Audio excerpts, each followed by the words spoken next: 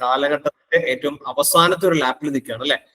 ഈ അവസാനത്തെ ലാപ്പിൽ നിൽക്കുമ്പോൾ ചിലർക്ക് സന്തോഷം ഉണ്ടാവും, ചിലർക്ക് സങ്കടം ഉണ്ടാവും, കൂടുതൽ പേർക്കും കൺഫ്യൂഷൻ ഉണ്ടാവും. എന്തിനെ കുറിച്ചുള്ള കൺഫ്യൂഷൻ? ഇനി പഠിച്ചിറങ്ങി 1 മാസം അല്ലെങ്കിൽ 1.5 മാസത്തിന് ശേഷം എന്താണ് നമ്മുടെ ഫ്യൂച്ചർ എന്നതിനെ കുറിച്ച്, എന്താണ് കരിയർ എന്നതിനെ കുറിച്ചൊരു ഭയങ്കര കൺഫ്യൂഷൻ ഉണ്ടാവും.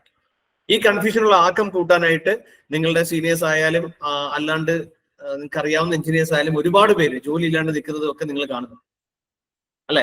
അപ്പൊ അപ്പോഴത്തെ ഒരു സിറ്റുവേഷനിൽ നിങ്ങൾ വിചാരിക്കുന്നത് നിങ്ങൾക്ക് ഇപ്പോ പഠിച്ചിറങ്ങിയതിനു ശേഷം ഒരു ജോലി കിട്ടുക എന്നത് ഭയങ്കര പാടാണ്, അല്ലെങ്കിൽ സിവിൽ എഞ്ചിനീയറിംഗ് പഠിച്ചാൽ ജോലി ഇല്ല എന്നൊക്കെയുള്ള ഒരു മിസ്കൺസെപ്റ്റുകൾ കുറെ ഉണ്ടാവും അല്ലെ.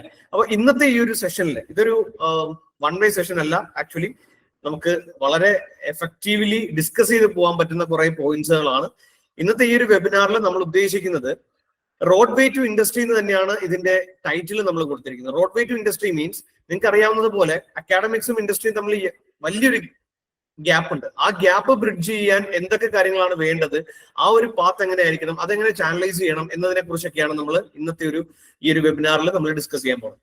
ഓക്കെ, സോ എനിക്ക് തോന്നുന്നു നിങ്ങൾ എല്ലാവരെയും സംബന്ധിച്ചും വളരെ ഇമ്പോർട്ടന്റ് ആയിട്ടുള്ള കുറേയധികം കാര്യങ്ങൾ, irrespective of supplementary, irrespective of your marks, irrespective of your academic excellence, എങ്ങനെയൊക്കെ ജോലി കിട്ടാം, ഫസ്റ്റ് കരിയറിലെ എൻട്രി ജോബ് എങ്ങനെ നേടാൻ സാധിക്കും, ഏതൊക്കെ കമ്പനീസിൽ നമുക്ക് ജോലി കിട്ടാൻ സാധ്യതയുണ്ട്, ഏതൊക്കെ ജോബ് റോൾസ് ആണ്, ഇതെങ്ങനെ ക്രാക്ക് ചെയ്യണം. ശരിക്കും ഇതൊക്കെ അറിയാത്തതിന്റെ ഒരു കുഴപ്പമാണ് നമുക്ക് ജോലി ഇല്ലാണ്ട് നിൽക്കുന്ന സ്ഥിതിവിശേഷം ഉണ്ടാക്കിയെടുക്കുന്നത് അല്ലെ. ഒരുപാട് ജോലികളുണ്ട്, നമുക്കറിയാം. ഒരുപാട് പ്രൊജക്ടുകൾ അങ്ങോട്ടും ഇങ്ങോട്ടും ഒക്കെ ആയിട്ട് ധാരാളം പ്രൊജക്ടുകൾ കഴിഞ്ഞ ഒരു 8 വർഷമായിട്ട് നമ്മൾ നോക്കിക്കഴിഞ്ഞാൽ ധാരാളം പ്രൊജക്ടുകൾ ഉണ്ട്. പ്രൊജക്ടുകൾ കൂടുന്നു, കമ്പനികൾ കൂടുന്നു. എന്തുകൊണ്ട്? സിവിൽ എഞ്ചിനീയേഴ്സിന് ജോലിയില്ല. അതാണ് നമ്മുടെ പോയിന്റ് ഓഫ് ഡിസ്കഷൻ എന്ന് പറയുന്നത്. Okay, so with that introduction we can start. I think അല്ലെ, നമുക്ക് സ്റ്റാർട്ട് ചെയ്യാം. ഓക്കെ, ഞാൻ പറയുന്നത് കേൾക്കുന്നുണ്ടോ? നിങ്ങൾ എല്ലാവരും നല്ലപോലെ റെസ്പോണ്ട് ചെയ്യുക. റെസ്പോണ്ട് ചെയ്താലേ നിങ്ങളുടെ എല്ലാ സംശയങ്ങളും ചോദിക്കുക. എല്ലാ കാര്യങ്ങളും നമ്മൾ ഇന്ന് പക്ക ഡിസ്കസ് ചെയ്ത് നിങ്ങളുടെ ഇൻഡസ്ട്രി റിലേറ്റഡ് ആയിട്ടുള്ള എല്ലാ ഡൗട്ട്സും നമ്മൾ ഇന്ന് ക്ലിയർ ചെയ്യുന്നുണ്ട്. ക്ലിയർ ചെയ്ത് നമുക്ക് മുന്നോട്ട് പോകാം. Okay, thank you for the response. So okay, നല്ല റെസ്പോൺസ്, പോസിറ്റിവിറ്റി.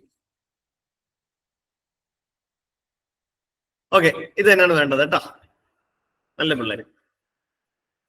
ഓക്കെ, ഞാൻ എന്റെ സ്ക്രീൻ ഒന്ന് ഷെയർ ചെയ്തോട്ടെ. Just hold on.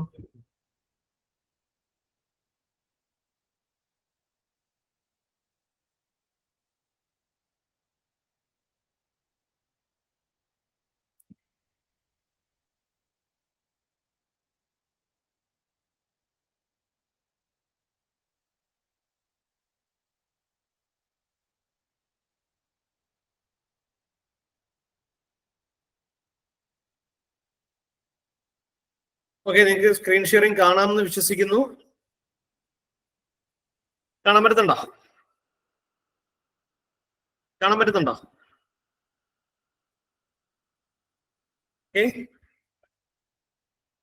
Okay, thank you. So road way to industry, നമ്മൾ ഇൻഡസ്ട്രിയിലേക്ക് നടന്നു നീങ്ങാൻ പോവാണ്. എല്ലാ കാര്യങ്ങളും നമുക്ക് വളരെ ഡീപ്പായിട്ട് ഫ്രം ദ റൂട്ട് ഇറ്റ്സെൽഫ് നമുക്ക് ഡിസ്കസ് ചെയ്ത് പോവാം. ഓക്കെ, ഈ ഒരു വെബിനാർ കഴിയുമ്പോഴത്തേക്ക് അൺഡൗട്ട്ഫുള്ളി ഞാൻ പറയാം, നിങ്ങൾക്ക് ആർക്കും കരിയറിനെ കുറിച്ചോ അല്ലെങ്കിൽ നിങ്ങൾ ഏത് ജോലിക്ക് അപ്ലൈ ചെയ്യണം എന്നതിനെ കുറിച്ചോ യാതൊരുവിധ സംശയങ്ങളോ ഒരു കൺഫ്യൂഷൻസോ ഉണ്ടാവില്ല. I promise. Okay, so before going to deeper side, നമുക്ക് ആദ്യം അറിയേണ്ടത് നമ്മുടെ ഇൻഡസ്ട്രി എന്താണ് അല്ലെ. ആദ്യം ഏത് ഇൻഡസ്ട്രിയിലാണ് നമ്മൾ നിൽക്കുന്നത്, എന്താണ് നമ്മുടെ ഇൻഡസ്ട്രിയിൽ നടക്കുന്നത് എന്നുള്ള ആദ്യം അറിയണ്ടേ. അത് അറിഞ്ഞിട്ടില്ലേ ബാക്കി കാര്യങ്ങളിലേക്ക് പോയിട്ട് കാര്യമുള്ളൂ. So some facts about your industry, means construction industry. First of all ഞാൻ ഒരു കാര്യം പറയാം, ആനയ്ക്ക് ആനയുടെ വലിപ്പം അറിയില്ല എന്ന് പറയുന്നത് പോലെയാണ് നമ്മളെല്ലാവരും. നിങ്ങൾ ഇരിക്കുന്ന ഇൻഡസ്ട്രി ഉണ്ടല്ലോ, നിങ്ങൾ റെപ്രസെന്റ് ചെയ്യുന്ന ഇൻഡസ്ട്രി ഉണ്ടല്ലോ, construction industry, one of the booming industry in India and all of the world. So ഒരു ഗ്ലോബൽ സിനാരിയോ എടുത്താലും, ഇനി വന്ന് നമ്മുടെ ഇൻഡസ്ട്രി റിലേറ്റഡ് ആയിട്ട് ഇന്ത്യയിലെ സിനാരിയോ എടുത്താലും, കൺസ്ട്രക്ഷൻ ഇൻഡസ്ട്രി വോളിയം എന്ന് പറയുന്നത് ഇസ് ഗോസ് ഓൺ ഇൻക്രീസ്. അതിങ്ങനെ കൂടിക്കൊണ്ടേയിരിക്കുകയാണ്. ഒന്നും വേണ്ട, സിമ്പിൾ ആയിട്ട് നിങ്ങൾ ആലോചിച്ച് ഒരു 5-10 വർഷം മുന്നേ നിങ്ങൾ കളിച്ചുകൊണ്ട് നടന്ന എല്ലാ പുരയിടങ്ങളും ഇന്ന് ബിൽഡിംഗ് അല്ലേ. ഒരു 90% പുരയിടങ്ങൾ എന്ന ബിൽഡിംഗ് അല്ലേ? അപ്പോ കൺസ്ട്രക്ഷന്റെ വോളിയം അല്ലെങ്കിൽ കൺസ്ട്രക്ഷന്റെ നമ്പർ കൂടി എന്നുള്ളത് നിങ്ങൾക്കും അറിയാം, എനിക്കും അറിയാം. കൂണ് പോലെ മുളച്ചു വരുന്ന കൺസ്ട്രക്ഷൻ കമ്പനികൾ ഉണ്ട് എന്നുള്ള കാര്യവും നിങ്ങൾക്കും അറിയാം, എനിക്കറിയാം, അല്ലെ? ഒന്ന് ആലോചിച്ച് നോക്കിയടാ, ലോജിക്കലി മാത്രം ആലോചിച്ച് നോക്ക്. കൺസ്ട്രക്ഷന്റെ വോളിയം കൂടുന്നു, കമ്പനികൾ കൂടുന്നു, ഇവരൊക്കെ ചുമ്മാ കമ്പനി തുറന്നിട്ടിരിക്കുവോ? ഇല്ല. ഇത്രയും അധികം കൺസ്ട്രക്ഷൻ വോളിയം കൂടുവാണെങ്കിൽ അതിന് പ്രപ്പോർഷനേറ്റ് ആയിട്ടുള്ള രീതിയിൽ എന്ത് കൂടും? ആ ഇൻഡസ്ട്രി റിക്വയർ ചെയ്യുന്ന ഹ്യൂമൻ റിസോഴ്സിന്റെ എണ്ണവും കൂടും, അല്ലെ? സോ അത്രയും അധികം ജോബ് ഓപ്പർച്യൂണിറ്റീസ് ക്രിയേറ്റ് ചെയ്യപ്പെടും എന്നുള്ളതിൽ യാതൊരു സംശയമില്ല. നമുക്ക് കുറച്ച് കണക്കുകളും കൂടി വെച്ചിട്ട് അതൊന്ന് നോക്കാം. 2025 കൂടി ഇന്ത്യൻ കൺസ്ട്രക്ഷൻ ഇൻഡസ്ട്രി ഏകദേശം $1.4 ട്രില്യൺ മാർക്കറ്റിലേക്ക് മാറുകയാണ്. സോ അതൊരു ഭയങ്കര റിമാർക്കബിൾ ആയിട്ടുള്ള ഒരു മൈൽ സ്റ്റോൺ ആണ്. അതുകൊണ്ട് തന്നെയാണ് 2025 കൂടി ഇന്ത്യ ലോകത്തെ തന്നെ 3ാമത്തെ വലിയ ശക്തിയായിട്ട് കൺസ്ട്രക്ഷൻ രംഗത്ത് മാറുകയാണ്. ഇനി ഒന്ന് വീണ്ടും ലോജിക്കലി ഒന്ന് ആലോചിച്ച് നോക്കിയേ. ലോകത്തെ കൺസ്ട്രക്ഷൻ ഇൻഡസ്ട്രിയുടെ ഒരു കാറ്റഗറി നോക്കിക്കഴിഞ്ഞാൽ ലോകത്തെ 3ാമത്തെ കൺട്രി എന്ന് പറഞ്ഞാൽ അതിന്റെ അർത്ഥം എന്താ? ലോകത്ത് എല്ലാ കൺട്രീസും വെച്ച് നോക്കുമ്പോൾ കൺസ്ട്രക്ഷൻ വോളിയത്തിന്റെ കേസിൽ 3ാമതായിട്ടുള്ള വോളിയമാണ് ഇന്ത്യക്കുള്ളത്. സോ അത്രയും അധികം കൺസ്ട്രക്ഷൻ വോളിയം ഉണ്ടാവുന്ന ഒരു രാജ്യത്ത് സ്വാഭാവികമായിട്ടും അത്രയും അധികം തൊഴിലുകളും ആ ഒരു മേഖലയിൽ സൃഷ്ടിക്കപ്പെടും, അല്ലെ? സോ അതാണ് ഞാൻ ആദ്യം പറഞ്ഞത്. അത്രയും അധികം എന്താ പറയാ റിസോഴ്സ്ഫുൾ ആയിട്ടുള്ള, അത്രയും അധികം ബൂമിംഗ് ആയിട്ടുള്ള ഒരു ഇൻഡസ്ട്രി തന്നെയാണ് കൺസ്ട്രക്ഷൻ ഇൻഡസ്ട്രി. ഇനി അതിന് വേറൊരു കാരണവും കൂടി പറഞ്ഞു കഴിഞ്ഞാൽ അഫോർഡബിൾ ഹൗസിംഗ് എന്ന് പറയുന്ന ഒരു കൺസെപ്റ്റ് ഭയങ്കരമായിട്ട് കൂടിക്കൊണ്ടിരിക്കും. ഇനി 2030 പോകുമ്പോൾ അഫോർഡബിൾ ഹൗസിംഗ് എന്ന് പറയുന്ന ഒരു കൺസെപ്റ്റ്, എന്തുകൊണ്ട് അഫോർഡബിൾ ഹൗസിംഗ് എന്ന് പറഞ്ഞ കൺസെപ്റ്റ് വരുന്നത് അറിയോ? ഇപ്പോ ശരിക്കും അർബനൈസിംഗ് എന്ന് പറയുന്നത് ഭയങ്കര കൂടുതലാണ്. ഇപ്പോഴത്തെ സ്റ്റാറ്റിസ്റ്റിക്സ് അനുസരിച്ചിട്ട് 35% നമുക്ക് അർബനൈസിംഗ് ഈ അടുത്ത 2025 എക്സ്പെക്ട് ചെയ്യുന്നത്. അത് 2026 മാറുമ്പോൾ 40% അധികം അർബനൈസിംഗ് അവിടെ ഉണ്ടാവും എന്നാ പറയുന്നത്. അങ്ങനെ അർബനൈസേഷനിലേക്ക് വരുമ്പോഴത്തേക്ക് അത്രയും സിറ്റികളിലേക്കുള്ള എന്താ പറയാ ഹൗസിങ്ങുകൾ വരുമ്പോഴത്തേക്ക് അവിടെ എന്ത് വേണം? അഫോർഡബിലിറ്റിയിൽ ഹൗസിങ്ങുകൾ നിർമ്മാണം ചെയ്യേണ്ടതായിട്ട് വരും. സോ ഇത്തരം രീതികൾ വരുമ്പോൾ, അത്രയും അർബനൈസേഷൻസ് വരുമ്പോൾ കൺസ്ട്രക്ഷൻ വോളിയം വീണ്ടും കൂടുകയാണ്, അല്ലെ? കൺസ്ട്രക്ഷന്റെ തന്നെ റെസിഡൻഷ്യൽ കൊമേഴ്ഷ്യൽ റിലേറ്റഡ് ആയിട്ടുള്ള പ്രൊജക്ടുകളുടെ എണ്ണം വീണ്ടും കൂടുകയാണ്. ഓക്കെ, അപ്പോ അത് കാരണം 2025 കൂടി ഏകദേശം 25 മില്യൺ അഡീഷണൽ അഫോർഡബിൾ യൂണിറ്റ്സുകളാണ് വേണമെന്നാണ് പറയുന്നത്. ഏകദേശം 25 മില്യണോളം ചെറിയ യൂണിറ്റ് എങ്കിൽ ചെറിയ യൂണിറ്റ് അതിന്റെ ആവശ്യകത ഉണ്ടാവും എന്നാണ് കണക്കുകൾ പറയുന്നത്. മൂന്നാമത്തത് ഒബ്വിയസ്ലി ഗ്രീൻ ബിൽഡിംഗ് സൊല്യൂഷൻസിലേക്ക് മാറുന്ന ഒരു രീതി നമ്മൾ കണ്ടുവരുന്നുണ്ട്. നമ്മുടെ ഈ പറഞ്ഞ യൂണിവേഴ്സ് മൊത്തത്തിൽ, ഈ ലോകം മുഴുവൻ ഇപ്പോ ചൂടും അതുപോലുള്ള പ്രകൃതി ദുരന്തങ്ങളും ഒക്കെ അനുഭവിച്ചുകൊണ്ടിരിക്കുന്ന ഒരു സമയമാണ്. അപ്പോൾ അതിനൊക്കെയുള്ള കാരണം എന്ന് പറയുന്നത് പ്രകൃതിയെ നമ്മൾ ഉപദ്രവിക്കുന്നതിന് തുല്യമാണ്. അപ്പം അത് റിലേറ്റഡ് ആയിട്ടുള്ള കാര്യങ്ങളാണ് ഗ്രീൻ ബിൽഡിംഗ് അല്ലെങ്കിൽ സസ്റ്റൈനബിൾ ആർക്കിടെക്ചർ എന്ന് പറയുന്ന കൺസെപ്റ്റിൽ നമ്മൾ അഡ്രസ് ചെയ്തു. സസ്റ്റൈനബിൾ ആർക്കിടെക്ചറിൽ ഊന്നിക്കൊണ്ട് ഇനിയുള്ള കൺസ്ട്രക്ഷൻസും ഇപ്പോഴുള്ള ബിൽഡിങ്ങുകളെ എങ്ങനെ ഗ്രീൻ ബിൽഡിംഗ് സൊല്യൂഷൻസ് ആക്കാം എന്നുള്ളതിനെ കുറിച്ചുള്ള അഡ്വാൻസ്മെന്റും അഡോപ്ഷൻസും ആണ് ഇനി അങ്ങോട്ട് നടക്കാനായിട്ട് പോകുന്നത്. അതിനെക്കുറിച്ച് നമുക്ക് ഡീപ്പായിട്ട് ഞാൻ പറഞ്ഞുതരാം. കൂടാതെ ഒരുപാട് ടെക്നോളജി ട്രെൻഡ്സ് നമ്മുടെ ഇൻഡസ്ട്രിയിൽ വന്നു. ഈ ടെക്നോളജി ട്രെൻഡ്സ് കൂടുന്നതിന്റെ കാരണം എന്താ? അത്രയും അധികം വോളിയമുള്ള, അത്രയും അധികം റിസോഴ്സ്ഫുൾ ആയിട്ടുള്ള ഇൻഡസ്ട്രിയാണ്. സോ ആ ഇൻഡസ്ട്രിയുടെ മേൽ അത്രയധികം ടെക്നോളജിക്കൽ എന്താ പറയാ റിസർച്ചുകൾ അത്രത്തോളം ഉണ്ടാവും. അതിന്റെ ഫലമായി ധാരാളം ടെക്നോളജി ട്രെൻഡ്സ് ആണ് അല്ലെങ്കിൽ ടെക്നോളജി അപ്ഡേഷൻസ് ആണ് നമ്മുടെ ഇൻഡസ്ട്രിയിൽ വന്നുകൊണ്ടിരിക്കുന്നത്. നിങ്ങൾക്ക് അറിയാം, BIM ടെക്നോളജി അറിയാം, 3D പ്രിന്റിംഗ് അറിയാം, AR VR റിലേറ്റഡ് ആയിട്ടുള്ള ടെക്നോളജി ട്രെൻഡ്സ് അറിയാം. അങ്ങനെ ഒരുപാട് ഡ്രോൺ ടെക്നോളജി റിലേറ്റഡ് ആയിട്ടുള്ള കാര്യങ്ങളുണ്ട്, AI റിലേറ്റഡ് ആയിട്ടുള്ള കാര്യങ്ങളുണ്ട്. ഇതെല്ലാം ടെക്നോളജിക്ക് അനുസൃതമായിട്ട് ഇൻ ട്യൂൺ ആയിട്ട് പോകുന്ന ഒരു ഇൻഡസ്ട്രി കൂടിയാണ് കൺസ്ട്രക്ഷൻ ഇൻഡസ്ട്രി. സോ ആ കൺസ്ട്രക്ഷൻ ഇൻഡസ്ട്രിയിൽ ടെക്നോളജി വളർന്നാലും ഈ പറഞ്ഞ ജോലികളുടെ എണ്ണം കുറയില്ല. ഞാൻ നേരത്തെ പറഞ്ഞു 2-3 വർഷത്തിനുള്ളിൽ India world's 3rd largest construction market ആവുകയാണ് ലോകത്ത് തന്നെ. അപ്പം അത് നമ്മൾ ഓൾറെഡി പറഞ്ഞു. അങ്ങനത്തെ ഈ രാജ്യത്ത്, ഇന്ത്യ എന്ന് പറയുന്ന രാജ്യത്ത് 2030 കൂടി ഏകദേശം 100 മില്യൺ ആളുകളാണ് ഈ ഒരു ഇൻഡസ്ട്രിയിൽ ജോലി ചെയ്യാനായിട്ട് പോകുന്നത്. ഇത് ഞാൻ എഴുതി വെച്ച കണക്കുകളല്ല, ഇത് based on surveys and facts. സർക്കാർ തന്നെ പുറപ്പെടുവിക്കുന്ന സർവേകളും ഫാക്ടുകളും പ്രകാരമുള്ള കണക്കുകളാണ് ഞാൻ ഈ പറയുന്നത്. 2030 കൂടി ഏകദേശം 100 മില്യൺ ആളുകളാണ് ഈ ഒരു സെക്ടറിൽ വർക്ക് ചെയ്യുക. ഇപ്പൊ നിങ്ങൾക്ക് എല്ലാവർക്കും ഒരു പോസിറ്റിവിറ്റി മേ ബി ഉണ്ടാവാം. നമ്മുടെ ഇൻഡസ്ട്രി ഇത്രയും അധികം ജോബ് ഓപ്പർച്യൂണിറ്റീസ് തരുന്ന ഇൻഡസ്ട്രി ആണല്ലോ. അപ്പൊ നിങ്ങൾക്ക് ചോദിക്കാം, ഇയാൾ ഇത്രയും വായിട്ട് അലക്കുന്നുണ്ടല്ലോ, ഒരുപാട് ജോബ് ഓപ്പർച്യൂണിറ്റീസ് ഉണ്ട്, അതുണ്ട് ഇതുണ്ടെന്നൊക്കെ പറഞ്ഞിട്ട്, എന്നിട്ട് എന്തുകൊണ്ടാണ് ഇവിടെ സിവിൽ എഞ്ചിനീയറിംഗുകാര് ജോലി ഇല്ലാണ്ട് നിൽക്കുന്നത്? എന്തുകൊണ്ടാണ് അവർ സ്വിഗ്ഗി ഓടേണ്ടി വരുന്നത്? എന്തുകൊണ്ടാണ് അവർ വേറെ എന്തെങ്കിലും ജോലിക്ക് പോകേണ്ടത്? എന്തുകൊണ്ടാണ് അവർ ബാങ്ക് കോച്ചിങ്ങിന് പോയി ബാങ്കിൽ പോയിരിക്കേണ്ട? എന്തുകൊണ്ടാണ്? ഈ ജോലികൾ ഉണ്ട് എന്നുള്ളത് സത്യമാണ്. എന്നതുപോലെ തന്നെ സത്യമാണ് നിങ്ങൾ ഈ പറയാൻ പോകുന്ന ഈ കാര്യം. ജോലി ഇല്ലാണ്ട് നിൽക്കുന്നവരും ഒരുപാടുണ്ട്, ജോലികളും ഒരുപാടുണ്ട്. ഇത് രണ്ട് സത്യമാണ്. അപ്പൊ നിങ്ങൾ പറയും രണ്ടും കൂടെ പറയല്ലോ, അല്ലെ? സംഭവം ഇത് രണ്ടും സത്യമായ കാര്യമാണ്. എന്താ കാരണം എന്നറിയാം? രണ്ടും കോൺട്രഡിക്ടറി സ്റ്റേറ്റ്മെന്റ് ആണ്, അല്ലെ? പക്ഷേ ഈ ജോലി ഇല്ലാണ്ട് നിൽക്കുന്നവർ ഈ ജോലികളിലേക്ക് സ്യൂട്ടഡ് ആവുന്നില്ല എന്നതാണ് ജോലികളുടെ എണ്ണം അതുപോലെ നിൽക്കാനും ജോലി ഇല്ലാത്തവരുടെ എണ്ണം അതുപോലെ നിൽക്കാനും കാരണമാവും. So if you are resourceful enough, ഇൻഡസ്ട്രിക്ക് വേണ്ടുന്ന അത്രത്തോളം റിസോഴ്സ്ഫുൾ ആണ് എങ്കിൽ ഇൻഡസ്ട്രിക്ക് നിങ്ങളെ വേണം. ഒന്ന് ആലോചിച്ച് നോക്കിയേ. ഇപ്പൊ ഞാൻ ഒരു എംപ്ലോയർ ആണെന്ന് വിചാരിക്കാം. ഞാൻ എന്റെ കമ്പനിയിലേക്ക് ഒരു എംപ്ലോയിനെ എടുക്കുമ്പോൾ ഒരു റിസോഴ്സും ഇല്ലാത്ത ഒരാളെ എന്റെ കമ്പനിയിലേക്ക് എടുത്തു വെച്ചിട്ട് അയാൾക്ക് മാസം ഞാൻ സാലറി കൊടുക്കുക എന്ന് പറയുന്നത് പ്രാക്ടിക്കലി ഇമ്പോസിബിൾ ആണ്. അങ്ങനെയാണെങ്കിൽ എന്റെ കമ്പനി അധിക നാൾ ഉണ്ടാവത്തുമില്ല, ഈ ഒരു രീതി മുന്നോട്ട് പോയി കഴിഞ്ഞാൽ, അല്ലെ? അപ്പൊ എല്ലാ എംപ്ലോയേഴ്സിന്റെയും ഒരു മൈൻഡ് സെറ്റ് അത് തന്നെയാണ്. ഒരു എംപ്ലോയിനെ ഹയർ ചെയ്യുവാണെങ്കിൽ ആ എംപ്ലോയിനെ കൊണ്ട് അയാളുടെ പ്രൊജക്ടുകളിൽ, അയാളുടെ സർവീസുകളിൽ, അയാളുടെ കമ്പനിക്ക് അത്രത്തോളം അയാൾ കൊടുക്കുന്നതിന്റെ ഒരു 3 ഇരട്ടിയോളം എന്തുണ്ടാവണം? പ്രോഫിറ്റ് അല്ലെങ്കിൽ അതിന്റെ വർത്ത് ആയിട്ടുള്ള കാര്യങ്ങൾ ഉണ്ടാവണം, സർവീസുകൾ ഉണ്ടാവണം. ഓക്കെ, സോ പോസിറ്റിവിറ്റി നല്ലപോലെ ഉണ്ട് നിങ്ങൾക്ക്. നിങ്ങളുടെ ഇൻഡസ്ട്രിയാണ് one of the booming industry in India and in the world. So നിങ്ങൾക്ക് എല്ലാവർക്കും, നിങ്ങൾ എല്ലാവരെയും അക്കോമഡേറ്റ് ചെയ്യാനുള്ള ഒരു ജോബ് മാർക്കറ്റ് ഇന്ന് നമ്മുടെ രാജ്യത്തും ലോകത്തും കൺസ്ട്രക്ഷൻ ഇൻഡസ്ട്രിയിൽ ഉണ്ട് എന്നത് നിങ്ങൾക്ക് എല്ലാവർക്കും വളരെ പോസിറ്റിവിറ്റി തരുന്ന ഒരു ഇൻഫോർമേഷൻ ആണ്. പക്ഷേ ഇപ്പോഴത്തെ 50% അതിൽ താഴെയുള്ള ഗ്രാജുവേറ്റഡ് ആയിട്ടുള്ള സിവിൽ എഞ്ചിനീയേഴ്സ് മാത്രമേ നിങ്ങളുടെ സെക്ടറിൽ നിൽക്കുന്നുള്ളൂ. അതെന്തുകൊണ്ടാണെന്നറിയോ? ഞാൻ നേരത്തെ പറഞ്ഞ പോലെ ഒരു 8 ഇന്റർവ്യൂവിന് പോകും. 8 ഇന്റർവ്യൂവിന് പോകുമ്പോൾ നമ്മൾ ആരോ ചന്തയ്ക്ക് പോയെന്ന് പറയത്തില്ലേ, അതേപോലെ ഇങ്ങനെ പോയിട്ട് നമ്മുടെ കയ്യിൽ റിസോഴ്സ് ഒന്നും ഇല്ല, നമ്മുടെ കയ്യിൽ ആകെയുള്ളത് ഒരു ഡിഗ്രി സർട്ടിഫിക്കറ്റ് ആയിരിക്കും, ഒരു നല്ല റെസ്യൂമേ ആയിരിക്കും. ഇത് രണ്ടും കൊണ്ട് നമ്മൾ കണ്ണിൽ കാണുന്ന എല്ലാ ഇന്റർവ്യൂകളും നമ്മൾ പോവാണ്. അങ്ങനെ പോകുമ്പോൾ ആ പോയിട്ട് അവിടെ ഒന്നും പ്രസന്റ് ചെയ്യാനില്ല, വീണ്ടും വരുന്നു, അടുത്ത ഇന്റർവ്യൂവിന് പോകുന്നു, വീണ്ടും വരുന്നു, അടുത്ത ഇന്റർവ്യൂവിന് പോകുന്നു. അങ്ങനെ ഒരു 10-20 ഇന്റർവ്യൂകൾ തീർത്തു ഇവരെന്ത് ചെയ്യും? ശരി, ഇത് നമ്മളെ കൊണ്ട് പറ്റുന്ന പണിയല്ല, ഈ ഇൻഡസ്ട്രിയിൽ ജോലിയില്ല എന്ന് വിചാരിച്ചിട്ട് പോവാം. അപ്പോഴും അവരവിടെ ഇൻഡസ്ട്രീനെ കുറ്റം പറഞ്ഞിട്ടാണ് പോകുന്നത്. പക്ഷെ നിങ്ങളൊന്ന് ആലോചിച്ച് നോക്കിയേ, ഇൻഡസ്ട്രിയില് ആ വേക്കൻസികൾ ഇല്ലായിരുന്നെങ്കിൽ എങ്ങനെ ഇയാൾ ആ ഇന്റർവ്യൂവിന് ചെന്ന് പറ്റും? ഇന്റർവ്യൂ വിളിച്ചത് വേക്കൻസികൾ ഉള്ളത് കൊണ്ടാണല്ലോ. ആ ഇന്റർവ്യൂവിന് ഇയാള് എന്താ പറയാ സ്യൂട്ടഡ് ആയില്ല എന്നുള്ളത് ശരിക്കും അയാളുടെ കുറ്റമല്ലേ? എന്തുകൊണ്ടാണ് അയാൾ സ്യൂട്ടഡ് ആവാത്തെ? ഇൻഡസ്ട്രിക്ക് വേണ്ടുന്നത് അയാളുടെ ഇല്ല. അതൊരു ചലഞ്ചിങ് ആയിട്ട് തോന്നിയത് കൊണ്ടാണ് ഒരു 50% മുകളിലുള്ള ആളുകളും ഇന്ന് സിവിൽ എഞ്ചിനീയറിംഗ് എന്ന് പറയുന്ന അല്ലെങ്കിൽ കൺസ്ട്രക്ഷൻ ഇൻഡസ്ട്രി എന്ന് പറയുന്ന ആ ഒരു കോർ ഫീൽഡ് വിട്ടിട്ട് മറ്റു ഫീൽഡുകളിലേക്ക് മൈഗ്രേറ്റ് ചെയ്യാം. ഓക്കെ, സോ അവർക്ക് ഇത് വെച്ച് നോക്കുമ്പോഴത്തേക്ക് ഇപ്പം ഫോർ എക്സാമ്പിൾ ഒരു സെയിൽസ്മാൻ അല്ലെങ്കിൽ ഇപ്പൊ എന്തെങ്കിലും ലൈക്ക് അതുപോലത്തെ എന്തെങ്കിലും ഒരു നോർമൽ ജോബ് കിട്ടാനായിട്ട് കുറച്ചും കൂടി നല്ല എളുപ്പമാണ്.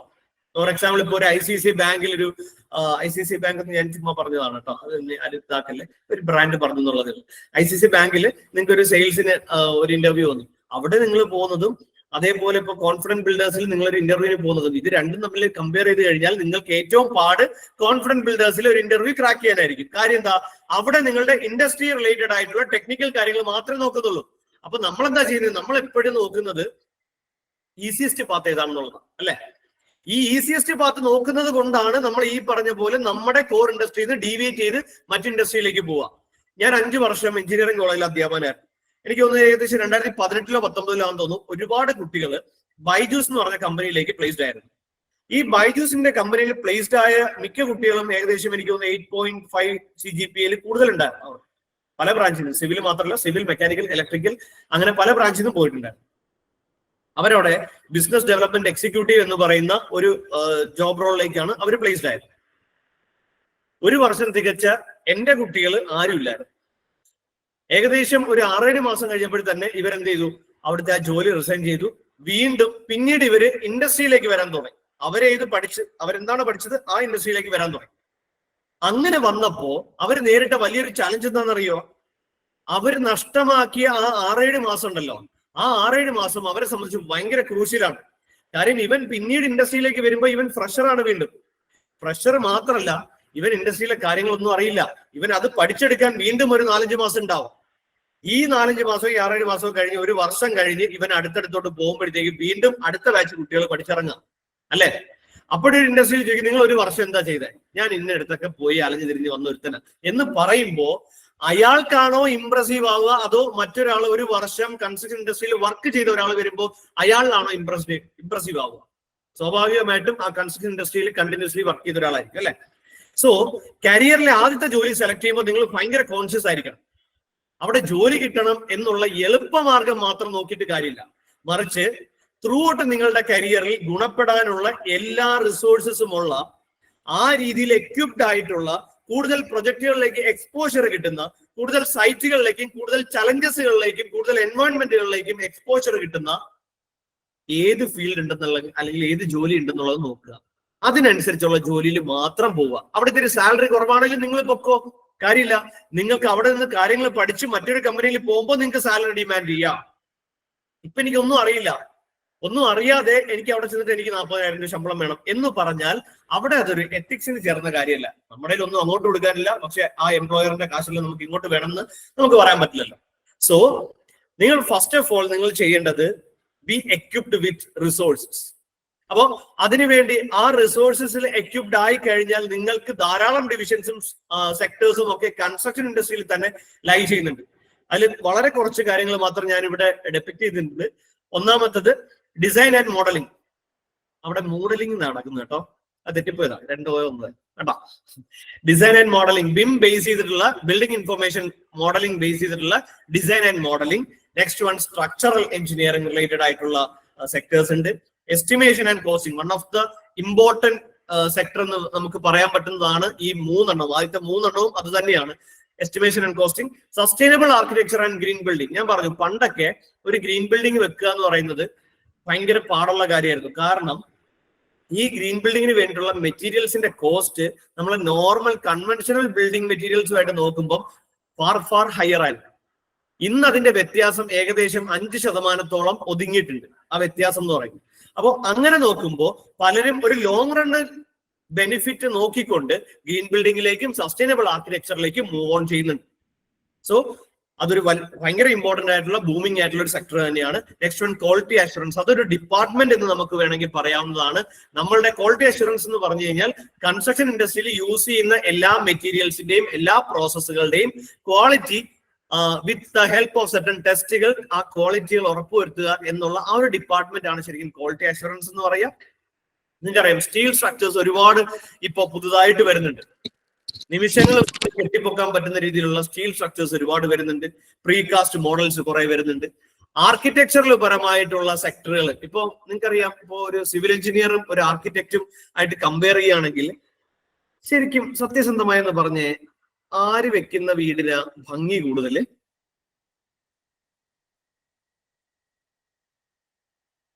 നിങ്ങൾ പറഞ്ഞേ, ആര് വെക്കുന്ന വീടിനായിരിക്കും ഭംഗി കൂടുതൽ? ആർക്ക്. ജസീൽ പറഞ്ഞിട്ടുണ്ട് ആർക്കെന്ന്. അഭിരാമ ആർക്ക്, ഭാഗ്യലക്ഷ്മി ആർക്ക്, ആദിത്യൻ ആർക്ക്, ബിൽവിൻ ആർക്ക്, എല്ലാവർക്കും ആർക്കിടെക്ചർ അല്ലേ?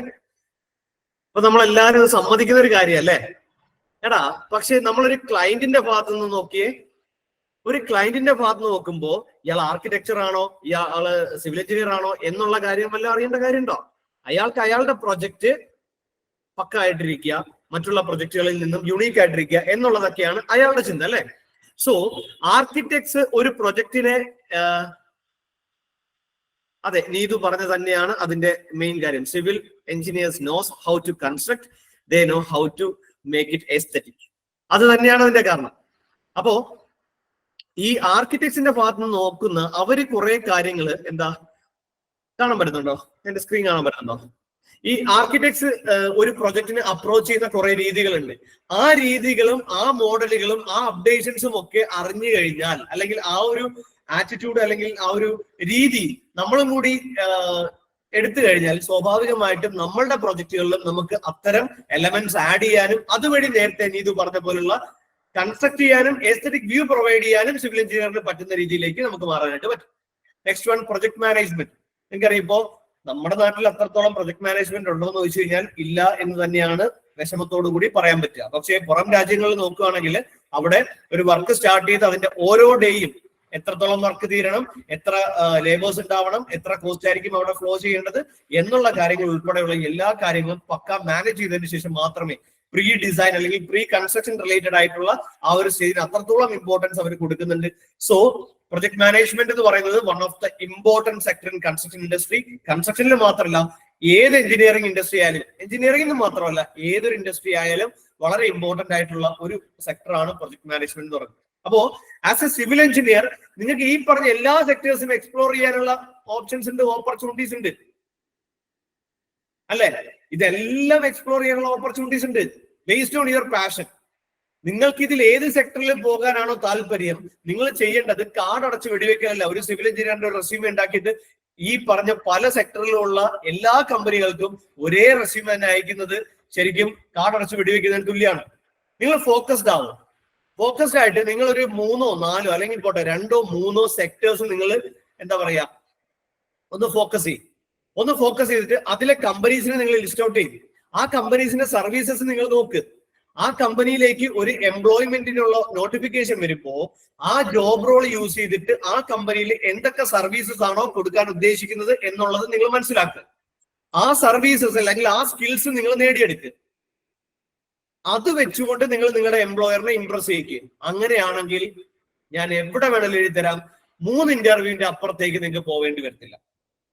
മാക്സിമം 3 വേണ്ടി വരത്തില്ല. 2ാമത്തെ ഇന്റർവ്യൂവിലോ 1ാമത്തെ ഇന്റർവ്യൂവിലോ തന്നെ നിങ്ങൾക്ക് കിട്ടാം മാക്സിമം. പിന്നെ ഞാൻ എന്തായാലും ഇത്രയും തറപ്പിച്ച് പറഞ്ഞുകൊണ്ട് ഒരു 3 പറഞ്ഞതേ ഉള്ളൂ. ഒരു 3 ഇന്റർവ്യൂവിന്റെ അപ്പുറത്തേക്ക് നിങ്ങൾക്ക് പോകേണ്ടിയേ വരത്തില്ല. ഞാൻ എന്റെ ലൈഫിൽ ഞാൻ 2013 പഠിച്ചിറങ്ങിയതാ. പഠിച്ചിറങ്ങിയതിന് ശേഷം ഏകദേശം ഒരു 6-7 മാസം ഞാൻ ഈ നേരത്തെ ആരോ ചന്തയ്ക്ക് പോയെന്ന് പറഞ്ഞില്ലേ, അതേപോലെ പല ചന്തകളിലായിട്ട് പോയതാണ്.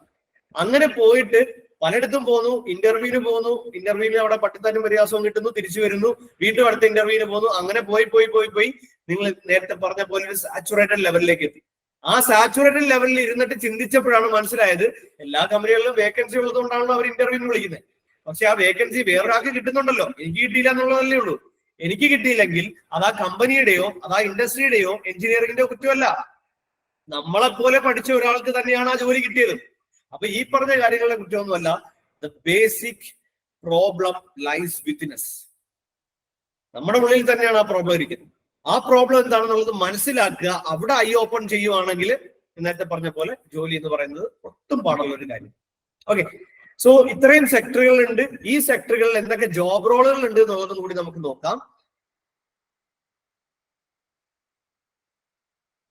Okay, these are the major job Rolls in construction industry. വളരെ കുറച്ച് സാധനം മാത്രമേ ഞാൻ ഇവിടെ കാണിച്ചിട്ടുള്ളൂ കേട്ടോ. ഇനി ഒരുപാട് ജോബ് റോൾസ് ഉണ്ട്. അതിൽ ഇമ്പോർട്ടന്റ് ആയിട്ടുള്ള 1-2 കുറച്ചെണ്ണം മാത്രമേ കാണിച്ചിട്ടുള്ളൂ. 1-2 അല്ല, 8 okay, first of all BIM engineer or manager.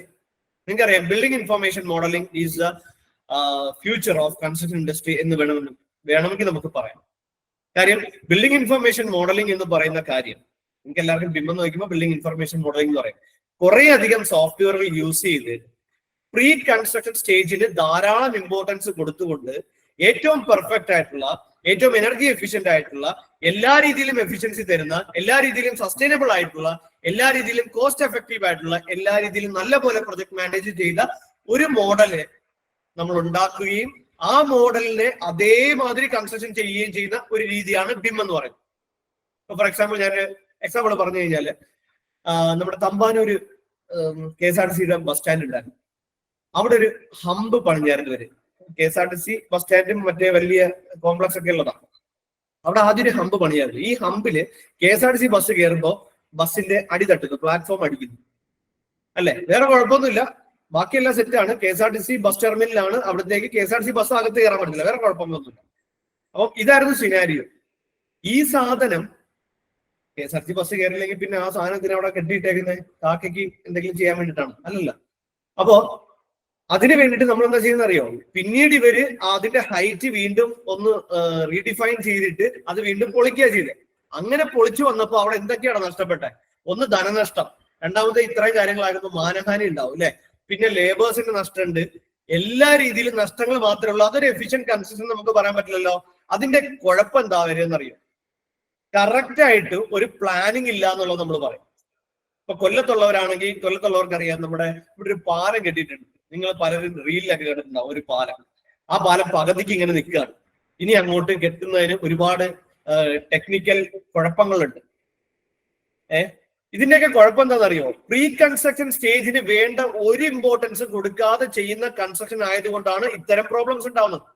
So ഒരു പ്രൈവറ്റ് കമ്പനിയെ സംബന്ധിച്ച് ഈ ഒരു സർക്കാരിൻ്റെതായതുകൊണ്ട് വലിയ കുഴപ്പമില്ല. പ്രൈവറ്റ് കമ്പനിയെ സംബന്ധിച്ച് നോക്കുമ്പോൾ സ്വാഭാവികമായിട്ടും അവർക്ക് അത്തരം ലോസ് ഒരിക്കലും അവർക്ക് ബിയർ ചെയ്യാനായിട്ട് പറ്റില്ല. സോ അതുകൊണ്ട് ഇന്ന് ഇന്ത്യയിലെ പല കമ്പനികളും, വലിയ കമ്പനികൾ, എബോവ് ആവറേജ് കമ്പനികൾ മാത്രമാണ് ഇതുവരെയും BIM എന്ന് പറയുന്ന ആ ഒരു ടെക്നോളജിയിലേക്ക് ഇന്ത്യയിൽ മുന്നോട്ട് വന്നിട്ടുള്ളത്. അപ്പോൾ അങ്ങനത്തെ ഒരു സ്റ്റേജിലേക്ക് പോകുമ്പോൾ ഒരു 2025-27 കൂടി കൺസ്ട്രക്ഷൻ ഇൻഡസ്ട്രിയിലെ എല്ലാ കമ്പനീസും BIM എന്ന് പറയുന്ന ടെക്നോളജി അഡോപ്റ്റ് ചെയ്യേണ്ടതായിട്ട് നിർബന്ധിക്കപ്പെടും. കാരണം എന്താ? എല്ലാവരും ഇത് ചെയ്യുന്നു, സോ ഇവരും ഇത് ചെയ്തേ പറ്റുള്ളൂ എന്നൊരു അവസ്ഥ വരും. ഇന്ന് വെളി രാജ്യങ്ങളിലെ എല്ലാ രാജ്യങ്ങളിലും ഈ പറഞ്ഞ പോലെ BIM എന്ന് പറയുന്ന ടെക്നോളജി വളരെ ഫ്ലറിഷിംഗ് ആയിട്ടുള്ള ഒന്നാണ്. നമ്മുടെ നാട്ടിൽ അത് വരാത്തതിന്റെ കാരണം എന്താണെന്നറിയോ? അത്രത്തോളം വരാത്തതിന്റെ കാരണം BIM എന്ന് പറയുന്നത് ഞാൻ നേരത്തെ പറഞ്ഞു കുറെ അധികം സോഫ്റ്റ്വെയർ യൂസ് ചെയ്തിട്ടുള്ള ഒരു കൊളാബാണ്. ഒരു പ്രൊജക്ടിന് തന്നെ പല സോഫ്റ്റ്വെയറിൽ അതിന്റെ 2D ഡ്രാഫ്റ്റിംഗ് ഓട്ടോകാഡിൽ ചെയ്യാം, 3D മോഡലിംഗ് റെവിറ്റിൽ ചെയ്യാം, അതിന്റെ എനർജി അനാലിസിസ് ഇൻസൈറ്റ് 360 ചെയ്യാം, അതിന്റെ ക്ലാഷ് ഡിറ്റക്ഷൻ ക്വാണ്ടിഫിക്കേഷൻ ഒക്കെ നാവിസ് വർക്കിൽ ചെയ്യാം, അതിന്റെ പ്രൊജക്ട് മാനേജ്മെന്റ് പ്രൈമറിയിൽ ചെയ്യാം, അതിന്റെ സ്ട്രക്ചറൽ അനാലിസിസ് റെവിറ്റ് സ്ട്രക്ചറിലും സ്റ്റാറ്റ്പ്രോയിലും ഒക്കെ ചെയ്യാം. അങ്ങനെ പല സോഫ്റ്റ്വെയറിൽ ചെയ്ത സാധനത്തിനെ കൊളാബ് ചെയ്ത് കൊണ്ടുവരണമെങ്കിൽ ഈ കൊളാബറേഷൻ എന്ന് പറയുന്ന സാധനം ഒരു ക്ലൗഡ് പ്രോസസ്സാണ്. വ്യാജ സോഫ്റ്റ്വെയർ ഇട്ട് നമ്മൾ ക്രാക്ക് ചെയ്ത സാധനം ഇട്ടിട്ട് ക്ലൗഡിലോട്ട് അങ്ങോട്ട് കൊളാബ് ചെയ്യാനായിട്ട് പോകാൻ പറ്റുമോ?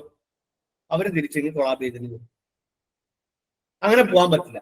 അപ്പോൾ ഈ സോഫ്റ്റ്വെയർസ് പർച്ചേസ് ചെയ്യുന്നതിലുള്ള ഫിനാൻഷ്യൽ കൺസ്ട്രെയിൻ കാരണമാണ് ഇന്ത്യയിലെ average or below average companies BIM എന്ന് പറയുന്ന ടെക്നോളജിയിലേക്ക് അധികം എടുക്കാത്തത്. ഞാൻ പറഞ്ഞു, പക്ഷെ they will force to do so.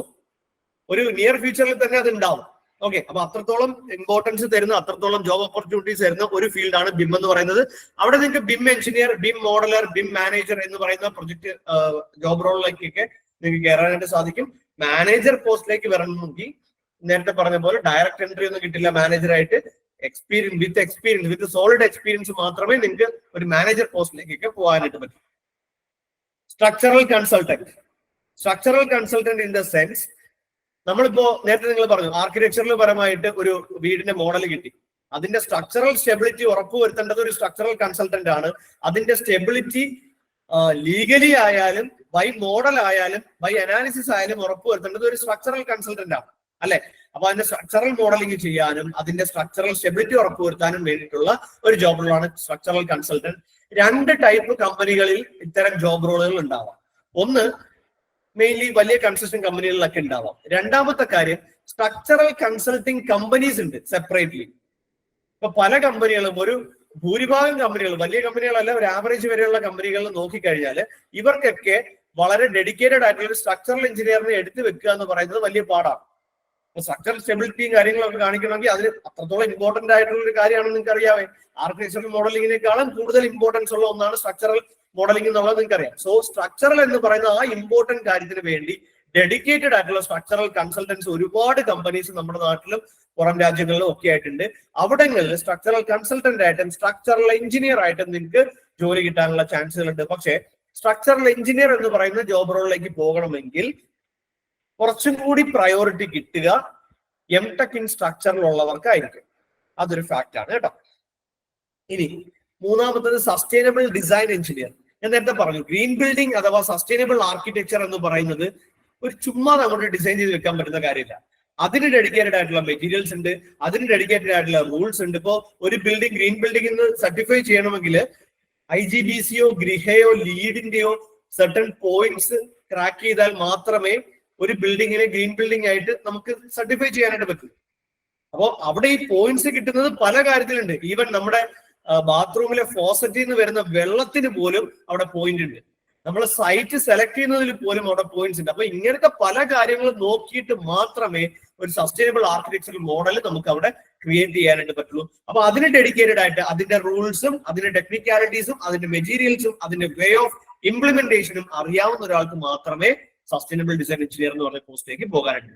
Next one interior designer. നിങ്ങൾക്കറിയാം അതിന്റെ ഇമ്പോർട്ടൻസ് എത്രത്തോളം ഉണ്ട് എന്നുള്ളത് നമ്മൾ സ്ഥിരം അനുഭവിച്ചുകൊണ്ടിരിക്കുന്ന ഒരു കാര്യമാണ്. പണ്ടൊക്കെ നമ്മളൊരു ഹോട്ടലിൽ പോകുമ്പോൾ, ഒരു എക്സാമ്പിൾ പറയാം, പണ്ടൊക്കെ ഒരു ഹോട്ടലിൽ പോകുമ്പോൾ അവിടെ ഫുഡ് മാത്രമേ നമ്മൾ നോക്കുള്ളായിരുന്നു അല്ലെ. ഇപ്പൊ അങ്ങനെ മാത്രമല്ല, നമ്മൾ വൈബും കൂടി നോക്കും. ആരെ ഈ വൈബ് ഇമ്പാർട്ട് ചെയ്ത് തരുന്നേ? അതൊരു ഇന്റീരിയർ ഡിസൈനറിന്റെ കഴിവാണ് അല്ലെ. അതിപ്പോ ഏത് ഷോപ്പുകളോ ആയിക്കോട്ടെ, അവിടെ വൈബ് ഉള്ളിടത്ത് പോകാനാണ് ഇപ്പൊ കൂടുതൽ പേർക്കും ഇഷ്ടം അല്ലെ. നമ്മൾ പണ്ട് ചെയ്തേക്കുന്ന രീതികളിലാണോ ഇപ്പോ ഓരോ ഷോപ്പുകളായാലും ഓരോ പബ്ലിക് സ്ഥലങ്ങളായാലും ഒക്കെ ഡിസൈൻ ചെയ്യുന്നത് അങ്ങനെയാണോ? അല്ല. അപ്പൊ അതിന്റെ ഒരു കൺസെപ്റ്റേ അങ്ങ് മാറി. സോ ഇന്റീരിയർ ഡിസൈനിങ്ങിന് അത്രത്തോളം ഇമ്പോർട്ടൻസ് ഉള്ളതാണ് ഇന്റീരിയർ ഡിസൈനിങ് ആൻഡ് വിഷ്വലൈസേഷൻ എന്ന് പറയും ആ ഒരു field. Next one, green building consultant. ഞാൻ പറഞ്ഞു ഈ പറഞ്ഞൊരു പോയിന്റ് സിസ്റ്റം ഉണ്ടെന്ന് പറഞ്ഞു. അപ്പോ ചില കൺസൾട്ടിങ് കമ്പനീസ് ഉണ്ട് ഈ പോയിന്റ് സിസ്റ്റം ഇവാലുവേറ്റ് ചെയ്ത് ഗ്രീൻ IGBCക്കും ഗൃഹയ്ക്കും ലീഡിനും വേണ്ടുന്ന ഡോക്യുമെന്റ്സ് സബ്മിറ്റ് ചെയ്യുന്ന ഒരു കൺസൾട്ടൻസി ഗ്രൂപ്പുകളുണ്ട്, ഗ്രീൻ ബിൽഡിംഗ് കൺസൾട്ടൻസി ഗ്രൂപ്പുകൾ. അവിടെ ആസ് ഗ്രീൻ ബിൽഡിംഗ് കൺസൾട്ടന്റ് ആയിട്ട് നിങ്ങൾക്ക് വർക്കും ചെയ്യാം, ഫ്രീലാൻസ് ആയിട്ടും വർക്ക് ചെയ്യാം. ഇപ്പൊ ഫോർ എക്സാമ്പിൾ IGBCയുടെ അക്രഡിറ്റഡ് പ്രൊഫഷണൽ എന്ന് പറയുന്ന ഒരു ടൈറ്റിൽ നിങ്ങൾ നേടിക്കഴിഞ്ഞാൽ നിങ്ങൾക്ക് ഫ്രീലാൻസ് ആയിട്ട് എനർജി ഓഡിറ്റിംഗ് ചെയ്യാം, ഗ്രീൻ ബിൽഡിംഗ് കൺസൾട്ടൻസി ഒക്കെ ചെയ്യാൻ പറ്റും. അപ്പൊ അങ്ങനത്തെ ഒരു ഓപ്ഷൻസ് കൂടി ഉണ്ട്. Next site engineer. നിങ്ങൾക്ക് അറിയാം, ഒരു സൈറ്റിന്റെ എന്താ പറയാ, സൈറ്റിന്റെ പിതാവ് എന്ന് വേണമെങ്കിൽ വിളിക്കാൻ പറ്റുന്ന ഒരാളാണ്, അല്ലെങ്കിൽ കാരണവർ എന്ന് വിളിക്കാൻ പറ്റില്ല. പിതാവിനേക്കാളും കൂടുതൽ നല്ല ആപ്റ്റ് ആയിട്ടുള്ള വേർഡ് കാരണവർ എന്നുള്ള. അപ്പോ ഒരു സൈറ്റിന്റെ അല്ലെങ്കിൽ ഒരു പ്രൊജക്ടിന്റെ കാരണവരായിട്ടുള്ള ആളാണ് സൈറ്റ് എഞ്ചിനീയർ എന്ന് പറയുന്നത്. അവിടുത്തെ എല്ലാ കാര്യങ്ങളെ കുറിച്ചും നല്ല അറിവുണ്ടായിരിക്കണം, എല്ലാ കാര്യങ്ങളും കോർഡിനേറ്റ് ചെയ്യാൻ പറ്റണം, എല്ലാ കാര്യങ്ങളുടെയും ഉത്തരവാദിത്വം ഉണ്ടാകും. Okay. Next one, virtual construction manager. എന്താ വിർച്വൽ കൺസ്ട്രക്ഷൻ മാനേജർ എന്ന് പറയുന്നത്?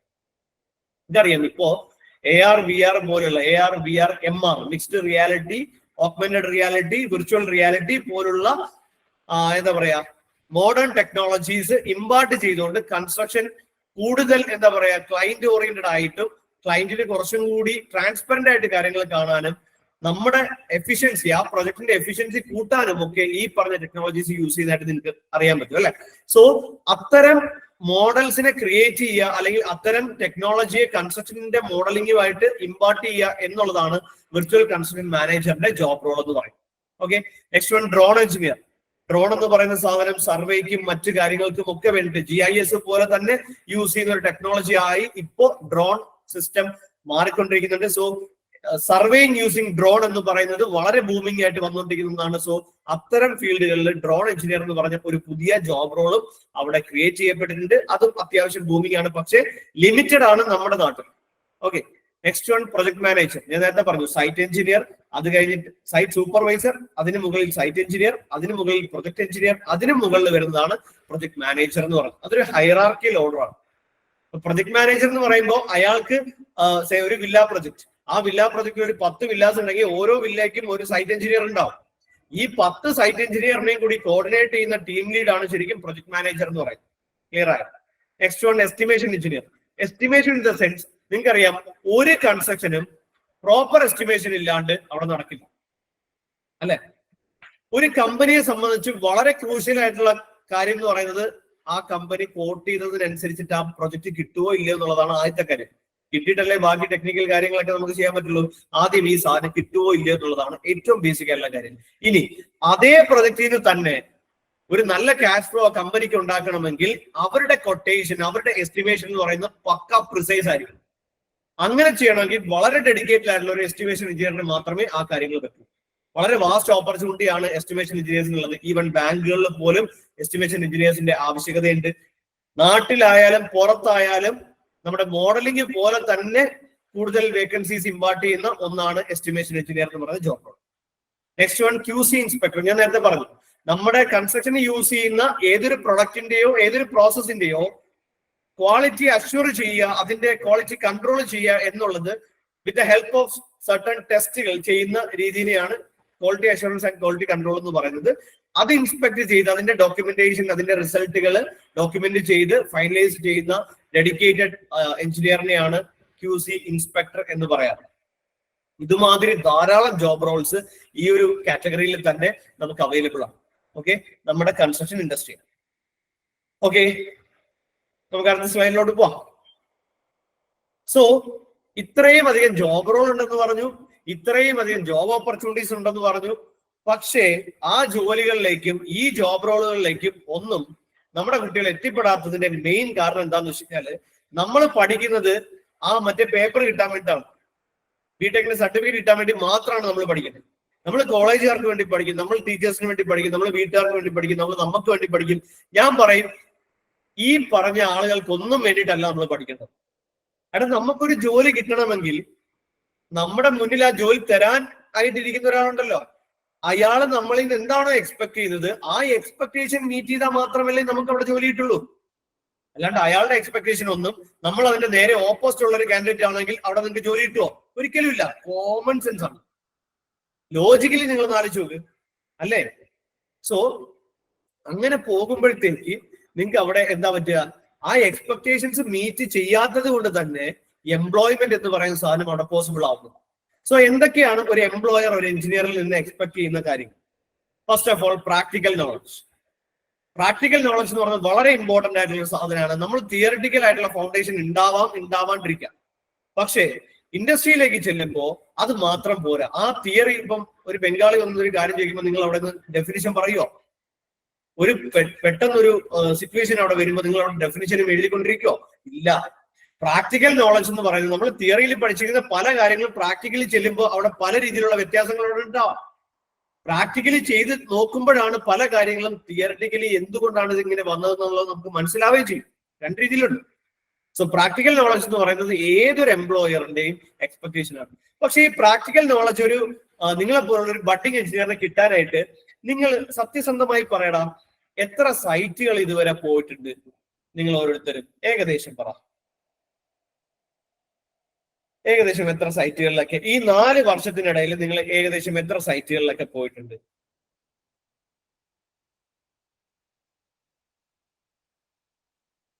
ജസീല് 2, ഭാഗ്യലക്ഷ്മി 2, ധനലക്ഷ്മി 1, കൃഷ്ണ 2, സായിജ 1, ഷംന 2. ഓക്കെ, 3ന്റെ അപ്പുറത്തേക്ക് ആരും പോയിട്ടില്ല. അപ്പൊ 2ൽ ഉറപ്പിക്കാം. മാക്സിമം 2 അല്ലെ? ഒന്ന് ആലോചിച്ച് നോക്കിയേ, 2 സൈറ്റ്. ഈ 2 സൈറ്റിൽ നിങ്ങൾ എന്റെ ഒരു ഊഹം വെച്ചിട്ട് ഒരു 3 മണിക്കൂറിൽ കൂടുതൽ അല്ലെ പോട്ടെ, ഒരു 6 മണിക്കൂറിൽ കൂടുതൽ മൊത്തത്തില് നിങ്ങൾ ഒരു സൈറ്റിൽ നിന്നിട്ടില്ല. ജോയിലും പൂജ്യമൊക്കെ ഇട്ടേക്കും കള്ള. അപ്പൊ മൊത്തത്തില് ഒരു 6 മണിക്കൂറിൽ കൂടുതൽ ഈ സൈറ്റിൽ പോയിട്ടുള്ള ആരും ഉണ്ടാവില്ല. ഒന്ന് ആലോചിച്ച് നോക്കിയേ, 4 വർഷത്തിന്റെ ഇടയിൽ 6 മണിക്കൂർ എന്ന് പറയുമ്പോൾ ഒരു ദിവസം. നിങ്ങളുടെ ഒരു വർക്കിംഗ് ഡേ മാത്രമാണ് ഈ 4 വർഷത്തിന്റെ ഇടയിൽ. എത്ര ക്ലാസ്സുകൾ ഉണ്ടാവും നിങ്ങൾക്ക് ആലോചിച്ച് നോക്കാം. എത്ര ദിവസം നിങ്ങൾ എഞ്ചിനീയറിംഗിന് വേണ്ടി കളഞ്ഞു എന്നുള്ളത് ആലോചിച്ച് നോക്കാം. പക്ഷെ ഇൻഡസ്ട്രിക്ക് വേണ്ടി നിങ്ങൾ ഏകദേശം ഒരു ദിവസം മാത്രമേ അതിനുവേണ്ടി ചെലവഴിച്ചുള്ളൂ. പിന്നെ എങ്ങനെ ഈ പ്രാക്ടിക്കൽ നോളജ് കിട്ടണം എന്നാ പറയുന്നത് അല്ലെ? നമുക്കൊരു നശീകരണം വന്നൊരു സിസ്റ്റം ഉണ്ട്, നശീകരണം വന്നൊരു എഞ്ചിനീയറിംഗ് സിസ്റ്റം ഉണ്ട്. അത് കാരണം എന്താ പറയാ, ഇവിടുന്ന് കുറെ തിയറി മാത്രം കുക്ഡപ്പ് ആയിട്ട് ഇറങ്ങുന്ന കുറെ അധികം എഞ്ചിനീയേഴ്സ്, ഞാൻ ഉൾപ്പെടുന്ന ഒരു എഞ്ചിനീയറിംഗ് കമ്മ്യൂണിറ്റി നമുക്ക് ഇവിടെ ഉണ്ട്. അതുകൊണ്ട് തന്നെ പലയിടങ്ങളിലും നമ്മൾ പല തിക്താനുഭവങ്ങളും അനുഭവിക്കേണ്ടി വരുന്നുണ്ട്. നമുക്കൊന്നും അറിയില്ല എന്നുള്ളൊരു ലേബല് വരുന്നുണ്ട്. എന്റെ ലൈഫിൽ ഞാൻ ഈ പറഞ്ഞ പോലെ പലയിടത്തും പോയപ്പോൾ ഇതേ കുഴപ്പം കൊണ്ട് തന്നെ, ഞാൻ ഇലക്ട്രിക്കൽ എഞ്ചിനീയർ ആണ്. ഈ ഇലക്ട്രിക്കൽ എഞ്ചിനീയറിംഗിൽ ഞാൻ പോയത് ശരിക്കും എന്തെങ്കിലുമൊക്കെ ചെയ്ത് പഠിക്കാന്നുള്ള ഇൻട്രസ്റ്റ് കാരണം. 4 വർഷത്തിൽ ഞാൻ ഒന്നും ചെയ്ത് പഠിച്ചിട്ടില്ല. ഒരു സൈറ്റ് പോലും ഞാൻ പോയിട്ടില്ല. ഞാനും ജോയിലൊക്കെ ഒരേ കൂട്ടരാ. ഞാനും ഒരു സൈറ്റും പോയിട്ടില്ല. അതിന്റെ കുഴപ്പം എന്താ പറ്റിയെന്നറിയോ? ഞാൻ നാളെ ജോലിക്ക് പോയപ്പോഴത്തേക്ക് അവിടെ ചോദിക്കുന്ന കാര്യങ്ങളുമായിട്ട് എനിക്ക് പുലബന്ധം പോലും ഇല്ല. ഒരു ബന്ധമില്ല എനിക്ക്. കാര്യം എന്താ, അവിടെ ചോദിക്കുന്ന ഒരു സാധനം ഞാൻ എന്റെ ടെക്സ്റ്റ് ബുക്കുകളിലൊന്നും കണ്ടിട്ടില്ലായിരുന്നു. ഇൻഡസ്ട്രി എന്ന് പറയുന്നത് നമ്മൾ ഇല്ല മതിലുകൾ സിനിമയുടെ അപ്പുറത്തിരിക്കുന്ന പോലെയാണ്. നമ്മൾ ഇതുവരെ കണ്ടിട്ടില്ല, കേട്ടിട്ടേ ഉള്ളൂ. കേട്ടിട്ടും ഇല്ല എന്നാ തോന്നുന്നു.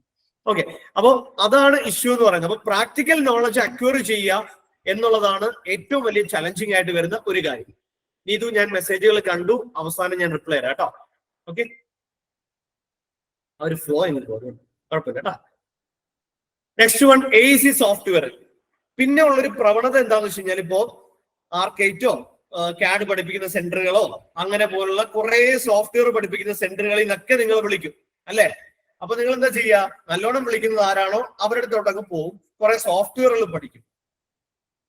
ഈ സോഫ്റ്റ്വെയറിൽ പഠിച്ചിട്ട് അതിന്റെ സർട്ടിഫിക്കറ്റും എടുത്തു വെച്ച് ഏതെങ്കിലും ഇൻസ്റ്റിറ്റ്യൂട്ടുകാർക്ക് വീണ്ടും 60,000 രൂപ 50,000 രൂപയ്ക്ക് കൊടുത്തിട്ട് നിങ്ങൾ വീണ്ടും ആ സർട്ടിഫിക്കറ്റ് വാങ്ങിച്ച് വീട്ടിൽ വന്ന് ചുമ്മാരും അല്ലെ? ഇതാ നടന്നു വരുന്ന ഒരു സിനാരി ഇതാണ്. ഞാൻ എന്റെ ഒരു കരിയറിൽ ഒരു 10 വർഷമായിട്ട് ഞാൻ ഈ ഫീൽഡിലുണ്ട്, കണ്ടുവരുന്ന ഒരു കാര്യം ഇതാണ്. പക്ഷെ നിങ്ങൾ ആലോചിച്ച് നോക്കിയടാ, നമുക്ക് ഇൻഡസ്ട്രിയെ കുറിച്ച് ഒന്നുമേ അറിയത്തില്ല. ഇൻഡസ്ട്രിയിൽ എന്താ നടക്കുന്നത് അറിയത്തില്ല, അവിടുത്തെ അപ്ഡേഷൻസ് അറിയത്തില്ല, പ്രാക്ടിക്കൽ ആയിട്ടുള്ള ഒരു വകയും അറിയത്തില്ല. സോഫ്റ്റ്വെയർ മാത്രം പഠിച്ചതുകൊണ്ട് എന്തെങ്കിലും ഗുണം ഉണ്ടാവുന്നുണ്ടോ? നിങ്ങൾക്ക് എല്ലാവർക്കും അറിയുന്ന ഒരു സോഫ്റ്റ്വെയർ ആണ് പെയിന്റ് എന്ന് പറയുന്നത് അല്ലെ. ഈ പെയിന്റ് എന്ന് പറയുന്ന സോഫ്റ്റ്വെയർ യൂസ് ചെയ്തിട്ട് ചുമ്മാ വരയ്ക്കാനൊക്കെ എല്ലാവർക്കും പറ്റും അല്ലെ. നമുക്ക് എല്ലാവർക്കും പെയിന്റ് എന്ന് പറയുന്ന സോഫ്റ്റ്വെയർ അറിയാവുന്നതാണ്. ആ പെയിന്റ് എന്ന് പറയുന്ന സോഫ്റ്റ്വെയർ നമ്മൾ വളരെ സുഖമായിട്ട് നമ്മൾ യൂസ് ചെയ്യും എന്ന് കരുതി ആ പെയിന്റ് വെച്ച് നല്ലൊരു പടം, വളരെ നല്ലൊരു പടം വരയ്ക്കാനായിട്ട് നിങ്ങൾ എത്ര പേർക്ക് പറ്റും? എനിക്ക് പറ്റത്തില്ല. ഞാനൊരു പടം വരച്ചത് പറഞ്ഞു. അപ്പൊ പടം വരയ്ക്കണമെങ്കിൽ എന്ത് തന്നെ അറിയണം? പെയിന്റ് എന്ന് പറയുന്ന സോഫ്റ്റ്വെയർ അറിഞ്ഞുകൊണ്ട് മാത്രം കാര്യമുണ്ടോ? ഇല്ല. പടം വരയ്ക്കണമെങ്കിൽ പടം വരയ്ക്കാൻ തന്നെ അറിയണം. അതിനെ എളുപ്പമാക്കുന്നതും അതിനെ ഗ്രാഫിക്കലി ഒന്ന് റെപ്രസെന്റ് ചെയ്യാനും വേണ്ടിയിട്ട് യൂസ് ചെയ്ത ഒരു ടൂള് മാത്രമാണ് ഈ സോഫ്റ്റ്വെയർ എന്ന് പറയുന്നത്. അതുപോലെ തന്നെയാണ് കൺസ്ട്രക്ഷൻ ഇൻഡസ്ട്രിയിലെ ഓരോ സോഫ്റ്റ്വെയർ. ഫോർ എക്സാമ്പിൾ ഇപ്പൊ ഓട്ടോക്യാഡ് തുറന്നു വെച്ചിട്ട് എനിക്കൊരു വർക്ക് വന്നു, എനിക്ക് അതൊക്കെ ചെയ്തതെന്ന് പറയുമ്പോഴത്തേക്ക് ഓട്ടോക്യാഡ് അവിടെ നിങ്ങൾക്ക് ഒരു പ്ലാൻ തരുന്നില്ല. ഒരു റെവിറ്റിൽ ഒരു മോഡലിംഗ് ചെയ്യണമെങ്കിൽ നിങ്ങൾക്ക് അതിന്റെ A to Z കാര്യങ്ങൾ പ്രാക്ടിക്കലി അറിഞ്ഞാൽ മാത്രമേ ഗ്രാഫിക്കലി അതിനെ റെപ്രസെന്റ് ചെയ്യാൻ വേണ്ടി റെവിറ്റ് നിങ്ങളെ സഹായിക്കും. സ്റ്റാറ്റ് പ്രോയിൽ സ്ട്രക്ചർ അനാലിസിസ് ചെയ്യണമെങ്കിൽ അതിനകത്ത് ഇൻപുട്ട് കൊടുക്കണം. ആ ഇൻപുട്ട് കൊടുക്കണമെങ്കിൽ പ്രാക്ടിക്കലി കാര്യങ്ങൾ അറിഞ്ഞിരിക്കണം. പ്രൈമറിയിൽ പ്രൊജക്ട് മാനേജ്മെന്റ് ചെയ്യണമെങ്കിലും ഒരു ഇൻപുട്ട് കൊടുക്കണം. ഇൻപുട്ട് കൊടുക്കാതെ ഈ സാധനം തനിയെ കിടന്നങ്ങ് ഓടുവോ? ഇല്ല.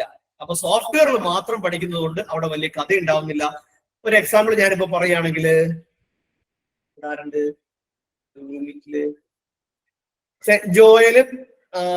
ജോയലും ഉണ്ട്, നീതുവിന് ഒരു വീട് വെക്കണമെന്ന് വെച്ചോ.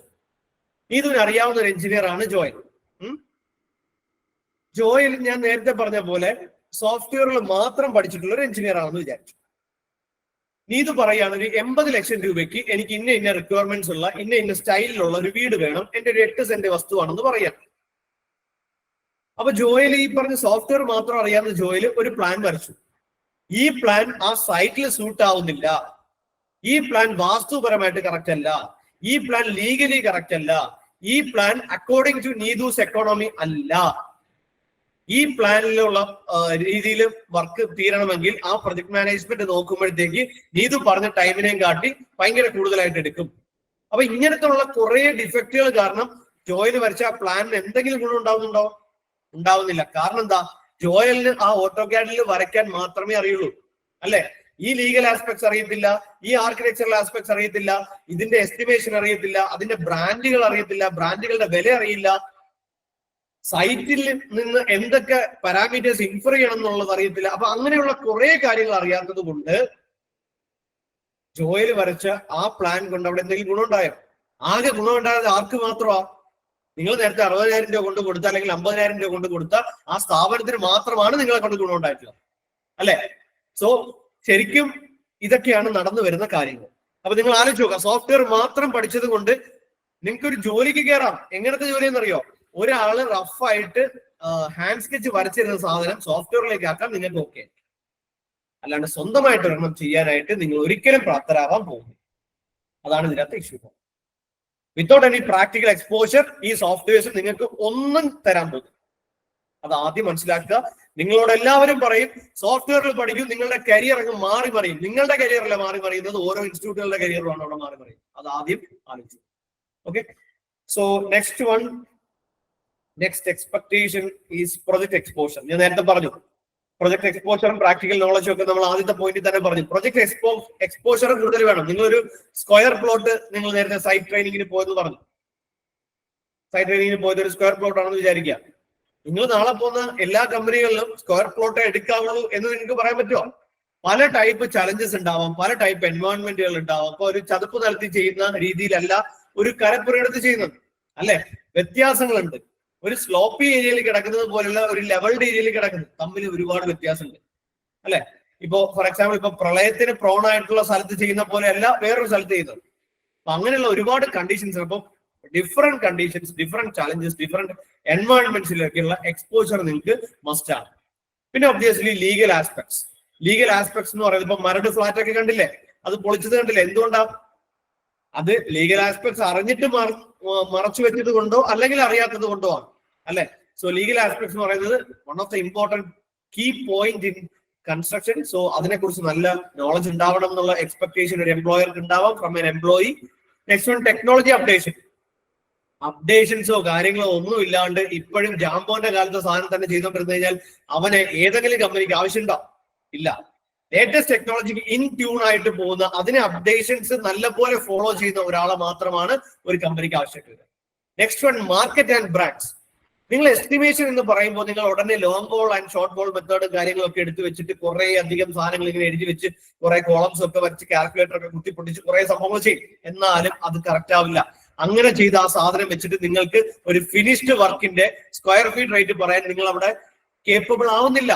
അങ്ങനെ സ്ക്വയർ ഫീറ്റ് റേറ്റ് പറയണമെങ്കിൽ, അങ്ങനെ ഒരാളുടെ എക്കണോമിക്ക് ഇൻ ട്യൂൺ ആയിട്ടുള്ള ഒരു കൺസ്ട്രക്ഷൻ ചെയ്യണമെങ്കിൽ you should know the market and brands. Market അറിയണം, മാർക്കറ്റിൽ അവൈലബിൾ ആയിട്ടുള്ള മെറ്റീരിയൽസ് അറിയണം. അത് നിങ്ങളുടെ 3D മോഡലിങ്ങിനെയും ബാക്കി മോഡലിങ്ങിനെയും ഒക്കെ ഇൻഫ്ലുവൻസ് ചെയ്യുന്ന കാര്യങ്ങളാണ്. ബ്രാൻഡുകൾ അറിയണം, ഏത് തരം ക്ലയൻസിന് ഏതൊക്കെ ബ്രാൻഡുകൾ സജസ്റ്റ് ചെയ്ത് കൊടുക്കണം എന്നറിയണം. ഓരോ ബ്രാൻഡിന്റെയും വിലകൾ എങ്ങനെയാണ്, അവൈലബിലിറ്റി എങ്ങനെയാണ്, നിങ്ങളുടെ പ്രൊജക്റ്റിന് അത് എങ്ങനെ സ്യൂട്ട് ആവും എന്നുള്ള കാര്യങ്ങളെ കുറിച്ചുള്ള വ്യക്തമായ ധാരണ ഇല്ലാണ്ട് ഈ ഒരു പരിപാടിക്ക് നമുക്ക് ഇറങ്ങി പോകാനായിട്ട് പറ്റില്ല. സോ നിങ്ങളുടെ എംപ്ലോയർ ചോദിക്കുകയാണ്, ഒരു 5 ടൈൽസിന്റെയോ അല്ലെങ്കിൽ ഒരു 5 ഈ റൂഫിങ് ചെയ്യുന്ന സംഭവങ്ങളുടെയൊക്കെ ഒരു ബ്രാൻഡുകൾ പറയാൻ പറഞ്ഞു കഴിഞ്ഞാൽ നിങ്ങൾ എന്ത് പറയും? വളരെ സിമ്പിൾ ക്വസ്റ്റ്യൻ അല്ലേ? സിമ്പിൾ ആയിട്ടുള്ള ക്വസ്റ്റ്യൻ ആണ്, ഉത്തരം നമുക്ക് ഇത്തിരി പാടായിരിക്കും അല്ലെ? അതിൽ ഏതെങ്കിലും ഒരു ബ്രാൻഡിന്റെ ഒരു റേഞ്ച് ഓഫ് പ്രൈസ് അല്ലെങ്കിൽ ഒരു മോഡൽ ചോദിച്ചു കഴിഞ്ഞാൽ വീണ്ടും നമ്മൾ താഴ്ത്തു പോവാണ് അല്ലെ? പുതിയ ടൈപ്പ് ഒരുപാട് ഫുഡിന് എന്താ പറയാ ഓൾട്ടർനേറ്റീവ് ആയിട്ട് ഒരുപാട് മെറ്റീരിയൽസ് ഇപ്പൊ വന്നിട്ടുണ്ട്. ഇപ്പൊ UPVC പോലുള്ള പല മെറ്റീരിയൽസ് വന്നിട്ടുണ്ട്. ഇന്റീരിയർ ഡിസൈനിൽ യൂസ് ചെയ്യുന്ന ഫ്ലൂട്ടഡ് പാനൽസ് പോലുള്ള കുറെ സാധനങ്ങൾ വന്നിട്ടുണ്ട്. ഇങ്ങനെയുള്ള കാര്യങ്ങൾ ചോദിക്കുമ്പോൾ നമുക്ക് വായിൽ തുറന്നിരുന്നു കഴിഞ്ഞാൽ ഇവര് മാർക്കറ്റ് പറയത്തില്ല, ബ്രാൻഡ് പറയത്തില്ല, ഇവന് അപ്ഡേറ്റഡ് അല്ല എന്നുള്ളൊരു ഇൻഫറൻസ് ആയിരിക്കും ഒരു എംപ്ലോയർക്ക് വരിക. സോ അതിനെക്കുറിച്ച് നല്ല പോലെ അറിഞ്ഞിരിക്കണം. Next one is communication skill. Communication skill in the sense ഇംഗ്ലീഷിൽ ബ്ലാ ബ്ലാ ബ്ലാ സംസാരിക്കുക എന്നുള്ളത് മാത്രമല്ല, അതുണ്ടാവണം കേട്ടോ. നിങ്ങളുടെ ഹയർ ഒഫീഷ്യൽസിന്റെ അടുത്ത് നിങ്ങളൊരു പ്രസന്റേഷനും ഒക്കെ പോകുമ്പോൾ നിങ്ങൾക്ക് ഇംഗ്ലീഷിൽ നല്ല ഫ്ലുവൻസി ഉണ്ടാവുന്നത് ഭയങ്കര ആഡഡ് അഡ്വാൻറ്റേജ് ആണ്. അതുണ്ട്. അതുപോലെ തന്നെ വേണ്ടുന്ന ഒരു കമ്മ്യൂണിക്കേഷൻ സ്കില്ലാണ് നിങ്ങളുടെ കീഴിലുള്ള എംപ്ലോയീസിന് മനസ്സിലാവുന്ന രീതിയിൽ കാര്യങ്ങൾ പറഞ്ഞു കൊടുക്കുക എന്നുള്ളത്. നമ്മുടെ എഞ്ചിനീയറിംഗ് സിസ്റ്റത്തിന് ഒരു കുഴപ്പമുണ്ട്, നിങ്ങളും ഞാനും ഒക്കെ സമ്മതിക്കും. വളഞ്ഞു മൂക്കി പിടിക്കുന്ന രീതിയിലാണ് നമ്മൾ എഞ്ചിനീയറിംഗിൽ എല്ലാ കാര്യങ്ങളും പഠിച്ചിരിക്കുന്നത് അല്ലെ? ഈ വളഞ്ഞു മൂക്കി പിടിക്കല് സാധാരണ ഒരു മേശരി എടുത്തോ ഒരു മൈക്കാഡിന്റെ അടുത്തോ ഒരു സാധാ സൂപ്പർവൈസറിന്റെ അടുത്തോ പറഞ്ഞ് മനസ്സിലാക്കിയാൽ മാത്രമേ നിങ്ങളുടെ ഡിസൈൻ അനുസരിച്ചിട്ടുള്ള എറക്ഷൻ, ഒരു ഇൻസ്റ്റലേഷൻ അവർക്ക് അവിടെ ചെയ്യാൻ പറ്റുള്ളൂ. അവരാണ് ഇതിന്റെ ഏറ്റവും ലാസ്റ്റ് ലാപ്പ് ഓടുന്ന ആൾക്കാർ അവരാണ്. നിങ്ങൾ ബാറ്റൺ കറക്റ്റ് ആയിട്ട് കൊടുത്തില്ലെങ്കിൽ അവർക്ക് ഓടിയെത്താൻ പറ്റില്ല. അവിടെ നിങ്ങൾ ഫെയിൽ ആവും, നിങ്ങളുടെ പ്രൊജക്ട് ഫെയിൽ ആവുക അല്ലെ? സോ നിങ്ങളുടെ സുപ്പീരിയേഴ്സിന്റെ അടുത്തും നിങ്ങൾക്ക് കീഴിൽ വർക്ക് ചെയ്യുന്ന ആളുകളോടും ഒക്കെ ഒരേപോലെ സംസാരിക്കാനും ഒക്കെയുള്ള ഒരു കമ്മ്യൂണിക്കേഷൻ സ്കിൽ ഉണ്ടാക്കിയെടുക്കുക. നിങ്ങളിപ്പോൾ ആലോചിച്ചിട്ടുണ്ടോ, ഈ മേശിരിമാരൊക്കെ ഇല്ലേ നമ്മുടെ വീട്ടിലൊക്കെ വർക്കിനൊക്കെ വരുമ്പോഴത്തേക്ക് അവരപ്പോഴേ പറയും ഇത്ര ലോഡ് മണ്ണ് വേണം, ഇത്ര ലോഡ് സിമെന്റ് വേണം എന്നൊക്കെ പറയും അല്ലെ? പക്ഷെ ഇതേ സാധനം വീട്ടിൽ അച്ഛനും അമ്മയും നമ്മുടെ ചോദിച്ചിട്ട് നമ്മൾ എന്ത് ചെയ്യും? കുറച്ച് നേരം വെയിറ്റ് ചെയ്യാന്ന് പറഞ്ഞിട്ട് നമ്മൾ ആ ബുക്കൊക്കെ എടുത്ത് ഇങ്ങനെ എഴുതി അവര് നോക്കുമ്പോൾ ഭയങ്കരമായിട്ട് എന്തൊക്കെ ചെയ്യും, സംഭവം മുടങ്ങരായിരിക്കും. അല്ലെങ്കിൽ അയാൾ മണ്ണിറക്കി പണിയും തുടങ്ങിയാലേ ചിലപ്പോൾ നമുക്ക് റിസൾട്ടും കിട്ടത്തുള്ളൂ. ഈ അവസ്ഥയായിരിക്കും നമുക്ക് സാധാരണഗതിയിൽ വരിക അല്ലെ? അപ്പം എനിക്കുമൊക്കെ അങ്ങനെ പറ്റുന്നുണ്ട്, ഇലക്ട്രിക്കലിൽ എനിക്കുമൊക്കെ അങ്ങനെ പറ്റുന്നുണ്ട്. അപ്പോ അതാണ് നമ്മളൊരു എഞ്ചിനീയർ എന്നുള്ള ലെവലിൽ ഒരുപാട് എന്താ പറയാ ട്രോളിന് വിധേയമാകുന്നതും ഈ പറഞ്ഞ കാര്യങ്ങളും ഉണ്ടാകും. ഇത്രയും കാര്യങ്ങൾ ക്ലിയർ ആക്കി കഴിഞ്ഞാൽ എടാ ഇത്രയും കാര്യങ്ങളുള്ള ഒരുത്തന് ജോലി കൊടുക്കാണ്ടിരിക്കാനുള്ള കാരണം എന്താ നിങ്ങൾ പറ? ഇത്രയും കാര്യങ്ങൾ അറിയാമെങ്കിൽ പിന്നെ ഒരു എംപ്ലോയർ ഒരു ഇന്റർവ്യൂവിന് വരുന്ന ഒരാളെ റിജക്ട് ചെയ്ത് വിടേണ്ട കാര്യം എന്താ? ഇത്രയും കാര്യങ്ങൾ അറിയാമെങ്കിൽ ഈ പറഞ്ഞ പോലെ ജോലി എന്ന് പറയുന്നത് ഒരു ബാലികേറ മലയൊന്നുമല്ല. നിങ്ങൾക്ക് വളരെ സിമ്പിൾ ആയിട്ട് ഞാൻ 10 വർഷമായിട്ട് ഈ കോർ എഞ്ചിനീയറിംഗ് ഫീൽഡിലെ പ്ലേസ്മെന്റ് റിലേറ്റഡ് ആയിട്ട് വർക്ക് ചെയ്യുന്നുണ്ട്. എല്ലാ കമ്പനീസിനും ആവശ്യമുണ്ട്, പക്ഷെ വേണ്ടുന്ന ആൾക്കാരെ കിട്ടാനില്ല. അതാണ് എല്ലാ കമ്പനീസും നേരിടുന്ന വലിയൊരു പ്രശ്നം. ഞങ്ങളിപ്പോ ബിൽഡേഴ്സ് അസോസിയേഷൻ ഓഫ് ഇന്ത്യ, ലെൻസ്വെഡ് പോലുള്ള അസോസിയേഷനുകളുമായിട്ടും മറ്റു കോൺട്രാക്ടേഴ്സുമായിട്ടും ബിൽഡേഴ്സും ഒക്കെ ആയിട്ട് ഒരു സർവേ നടത്തിയപ്പോൾ ഞങ്ങൾക്ക് മനസ്സിലാക്കാൻ സാധിച്ചതും ഈ പറഞ്ഞ കാര്യങ്ങളാണ്. അതായത് ഇവർക്ക് എല്ലാവർക്കും പണി അറിയാവുന്ന ആളുകളെ വേണം, പക്ഷേ പണി അറിയാവുന്ന ആളുകളെ കിട്ടാനില്ല. ഇതാണ് അവിടുത്തെ ഒരു മെയിൻ ഇഷ്യൂ. അതുകൊണ്ട് തന്നെയാണ് പല കൺസൾട്ടൻസി ഫേമുകളും ഇന്ന് ഒരുപാട് കൂടുതലാവുന്നത് അതുകൊണ്ടാണ്.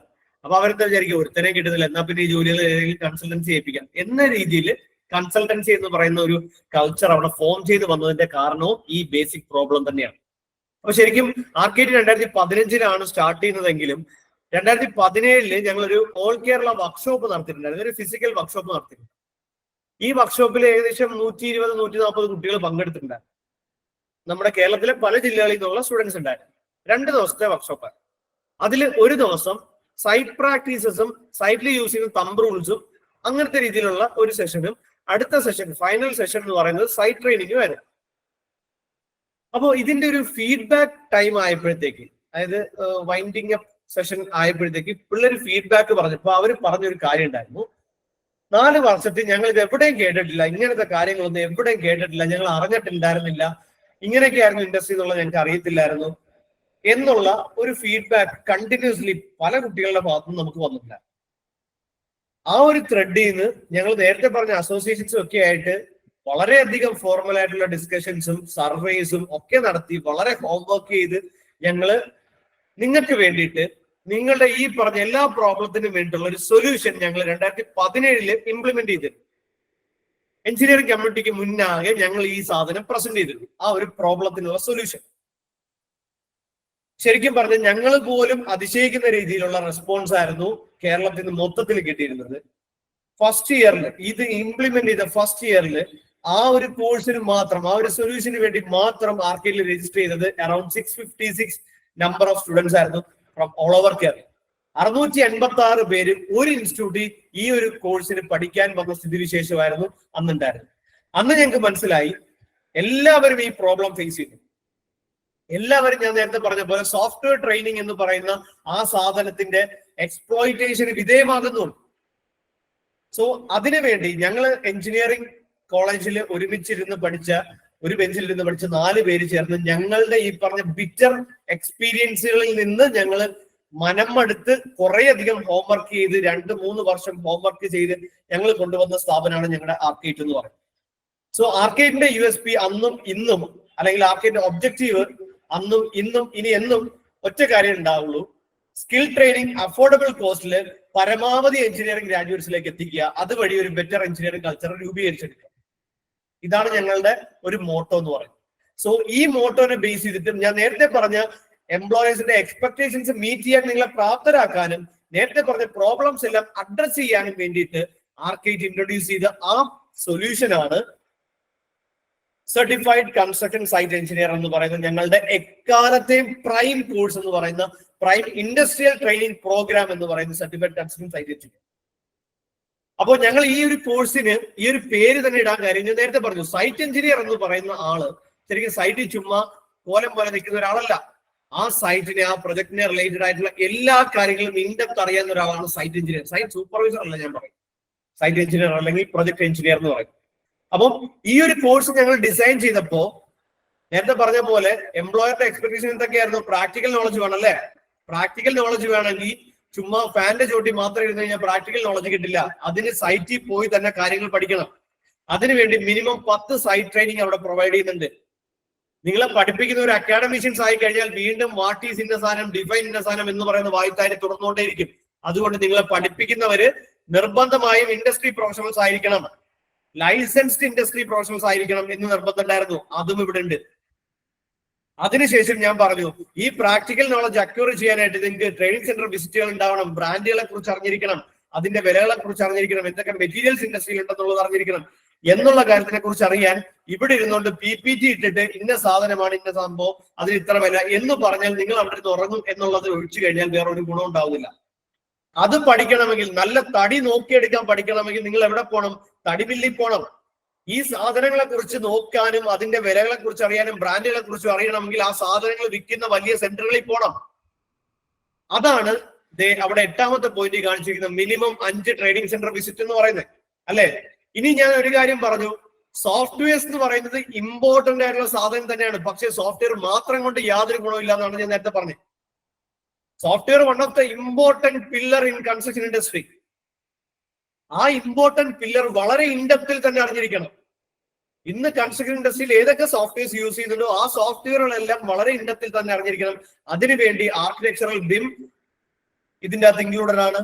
അതുപോലെ തന്നെ സ്ട്രക്ചർ അനാലിസിസ് ആൻഡ് മോഡലിംഗ് ഇതിൽ ഇൻക്ലൂഡഡ് ആണ്. പ്രൊജക്ട് മാനേജ്മെന്റ് യൂസിങ് സോഫ്റ്റ്വെയർസ് ഇതിൽ ഇൻക്ലൂഡഡ് ആണ്. അപ്പോൾ ഇൻഡസ്ട്രിയിൽ യൂസ് ചെയ്യുന്ന 10ഓളം സോഫ്റ്റ്വെയർസ്, ആ സോഫ്റ്റ്വെയർസ് ഏതൊക്കെയാണെന്നുള്ളത് വരുന്ന സ്ലൈഡുകളിൽ ഞാൻ കാണിക്കും. സോ ആർക്കിടെക്ചറൽ BIM വരുന്നുണ്ട്. എസ്റ്റിമേഷൻ ആൻഡ് കോസ്റ്റിംഗ് വളരെ പ്രൊഫഷണൽ ആയിട്ട് എസ്റ്റിമേഷന്റെ തിയറി പഠിച്ചു പോകാത്തതിന് പകരം live case studies abroad and national ലെവലിലുള്ള കേസ് സ്റ്റഡീസ് യൂസ് ചെയ്ത് കൊമേഴ്ഷ്യൽ റെസിഡൻഷ്യൽ റിലേറ്റഡ് ആയിട്ടുള്ള പല ലൈവ് കേസ് സ്റ്റഡീസും യൂസ് ചെയ്ത് ഞാൻ നേരത്തെ പറഞ്ഞ പോലെ കറക്റ്റ് പക്ക ഇൻഡസ്ട്രി ഓറിയന്റഡ് ആയിട്ടുള്ള എസ്റ്റിമേഷൻസ് തയ്യാറാക്കാനായിട്ട് എസ്റ്റിമേഷൻ വളരെ പ്രൊഫഷണൽ ആയിട്ടുള്ള എസ്റ്റിമേഷൻ എഞ്ചിനീയേഴ്സ് UAE എക്സ്പീരിയൻസ് ഉള്ള എഞ്ചിനീയേഴ്സും അതുപോലെ തന്നെ നമ്മുടെ നാട്ടിലെ എക്സ്പീരിയൻസ് ആയിട്ടുള്ള എഞ്ചിനീയേഴ്സും ഒക്കെ ചേർന്ന് സോഫ്റ്റ്വെയർസിന്റെയും അതുപോലെ തന്നെ മാനുവൽ കാൽക്കുലേഷൻസിന്റെയും സഹായത്തോടു കൂടി ചെയ്തു വരുന്ന വളരെ വെൽ പാക്ഡ് ആയിട്ടുള്ള പ്രാക്ടിക്കൽ ആയിട്ടുള്ള എസ്റ്റിമേഷൻ ആൻഡ് കോസ്റ്റിംഗും സർട്ടിഫൈഡ് കൺസൾട്ടന്റ് സൈറ്റ് എഞ്ചിനീയറിംഗിന്റെ ഭാഗമാണ്.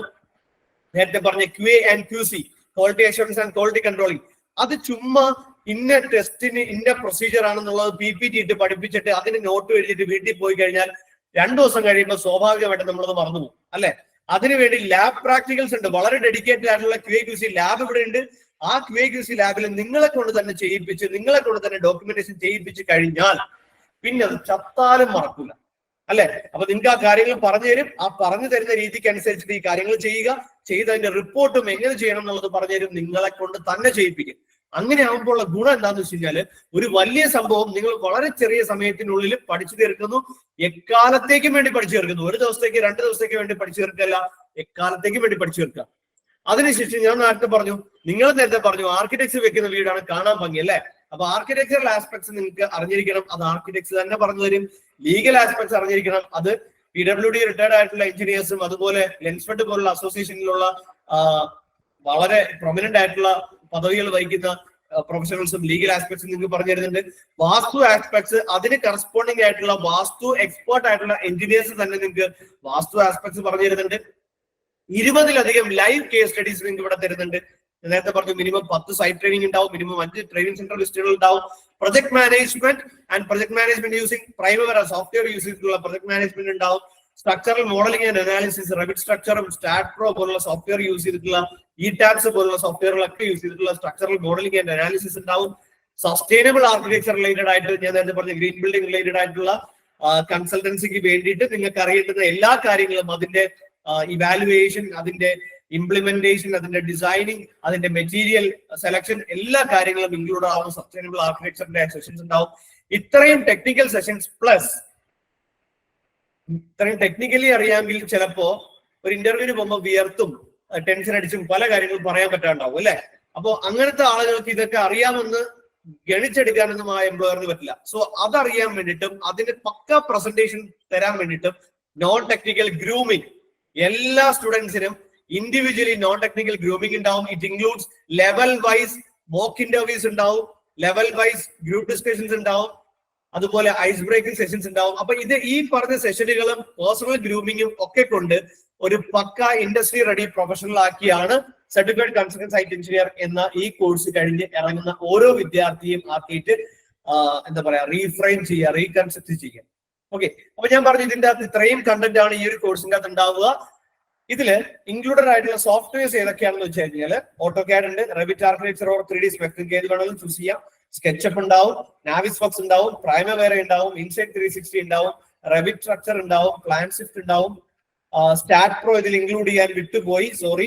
സ്റ്റാറ്റ് പ്രോ ഉണ്ടാവും, one of the important software ആണ്, അത് വിട്ടുപോയത് എന്റെ പെശ കൊണ്ട് പറ്റിയതാട്ടോ. സ്റ്റാറ്റ് പ്രോ ഉണ്ടാവും, സ്റ്റാറ്റ് പ്രോ ഓർ ETABS നിങ്ങൾക്ക് ഏത് സോഫ്റ്റ്വെയർ വേണമെങ്കിലും അതിനകത്ത് എടുക്കാം.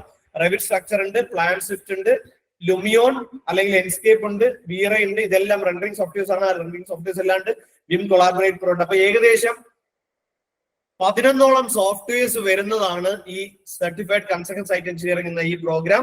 പക്ഷേ സോഫ്റ്റ്വെയർ മാത്രമല്ല നിങ്ങൾ പഠിക്കുന്നത്, ഇവിടെ പ്രൊജക്ട് ഓറിയന്റഡ് ആയിട്ട് ഏകദേശം 20-ലധികം പ്രൊജക്ട് ഓറിയന്റഡ് ആയിട്ടാണ് നിങ്ങൾ ഈ കോഴ്സ് പുള്ളി പഠിക്കുക.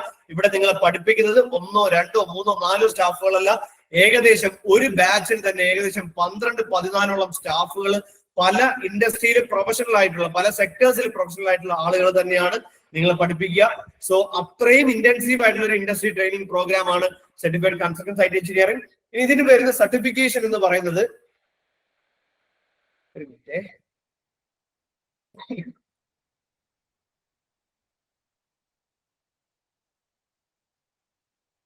അത് മറന്നു. ഓട്ടോഡെസ്കിന്റെ ഓതറൈസ്ഡ് ട്രെയിനിങ് സെന്റർ ആണ് ആർക്കേറ്റ്. സോ ഓട്ടോഡെസ്കിന്റെ എല്ലാ പ്രോഡക്ട്സിനും ഓട്ടോഡെസ്കിന്റെ ഓതറൈസ്ഡ് കോഴ്സ് കംപ്ലീഷൻ സർട്ടിഫിക്കറ്റും അതുപോലെ തന്നെ സർട്ടിഫൈഡ് യൂസർ സർട്ടിഫിക്കറ്റും ഓട്ടോഡെസ്കിന് തന്നെ ഡയറക്ട്ലി നിങ്ങൾക്ക് കിട്ടാൻ സാധിക്കും. അതുപോലെ നിങ്ങൾക്ക് ഓട്ടോഡെസ്കിൽ ഒരു അക്കൗണ്ട് ക്രിയേറ്റ് ചെയ്യപ്പെടുകയും ഓട്ടോഡെസ്കിന്റെ ബാഡ്ജസ് ക്ലെയിം ചെയ്യാനും ഉള്ള ഒരു opportunity as and Autodesk authorised training centre ആർക്കേറ്റിൽ നിന്ന് നിങ്ങൾക്ക് ലഭിക്കുന്നതായിരിക്കും. അതുപോലെ തന്നെ വളരെ ടൈലന്റഡ് ആയിട്ടുള്ള കോഴ്സസ് ഫ്രീ ഓഫ് കോസ്റ്റ് ആയിട്ട് പഠിക്കാനുള്ള ഓപ്ഷൻസും ആർക്കേറ്റിന്റെ ഓട്ടോഡെസ്ക് ഓതറൈസ്ഡ് ട്രെയിനിങ് സെന്റർ ആയതുകൊണ്ട് തന്നെ ആർക്കേറ്റിലെ ഓരോ സ്റ്റുഡന്റിനും ഓട്ടോഡെസ്കിന്റെ കമ്മ്യൂണിറ്റിയിലേക്ക് കയറാനും അവിടെയുള്ള അപ്ഡേഷൻസ് വളരെ കൃത്യമായിട്ട് തന്നെ അത് എന്താ പറയാ ക്രാക്ക് ചെയ്യാനും ഒക്കെ നിങ്ങളെ പ്രാപ്തരാക്കുന്നുണ്ട്. അതുപോലെ തന്നെ ഈ ഓട്ടോഡെസ്കിന്റെ സർട്ടിഫിക്കേഷൻസിൽ നമുക്കൊരു റിന്യൂവൽ ഉണ്ട്. ഏകദേശം എനിക്കൊന്ന് 3 to 5 years മറ്റോ ആണ് റിന്യൂവൽ വരിക. അപ്പൊ ആ റിന്യൂവൽ വരുമ്പോഴും ഒരു ഓട്ടോഡെസ്കിന്റെ ഓതറൈസ്ഡ് ട്രെയിനിങ് സെന്ററിൽ നിന്ന് എടുക്കുന്ന സാധനങ്ങൾക്ക് മാത്രമേ ഒരു പ്രോപ്പർ റിന്യൂവൽ പ്രോസസ് അവിടെ നടക്കുള്ളൂ. സോ ആർക്കേറ്റ് ഓട്ടോഡെസ്കിന്റെ ഓതറൈസ്ഡ് ട്രെയിനിങ് സെന്റർ ആണ്. അതുപോലെ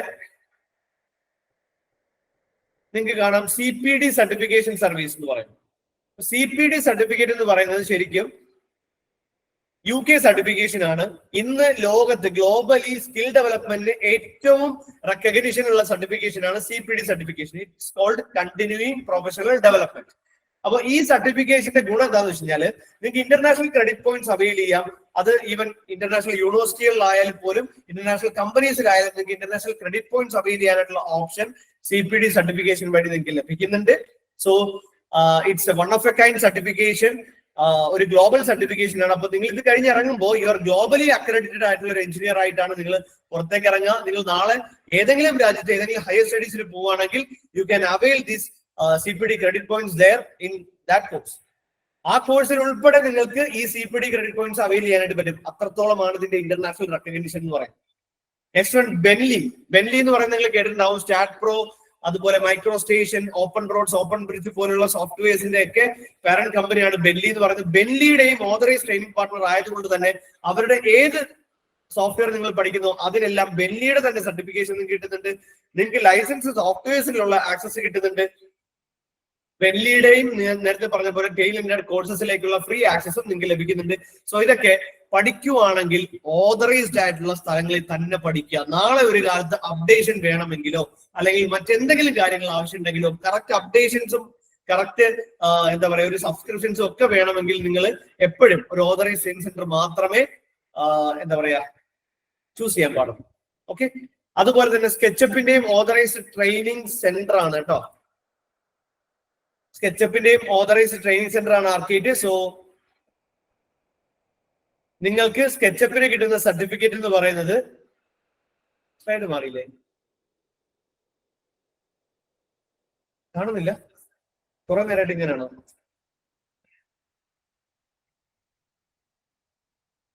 ഒരു മിനിറ്റ്, എല്ലാവരും ഒന്ന് ഹോൾഡ് ചെയ്യണേ.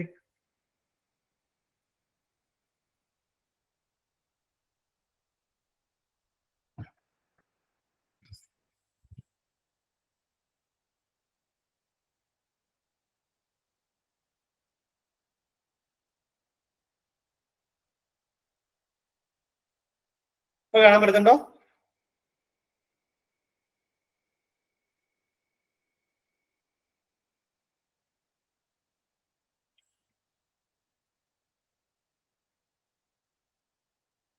നിങ്ങൾക്ക് എന്റെ സ്ക്രീൻ പ്രസന്റേഷൻ കാണാൻ പറ്റുന്നുണ്ടോടാ?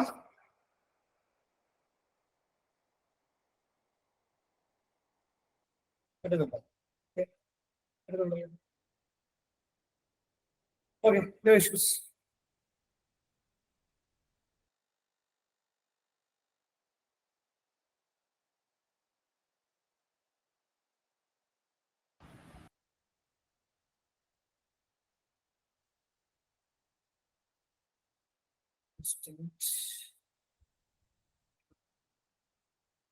ഓക്കെ, കാണാൻ പറ്റുന്നുണ്ടല്ലോ?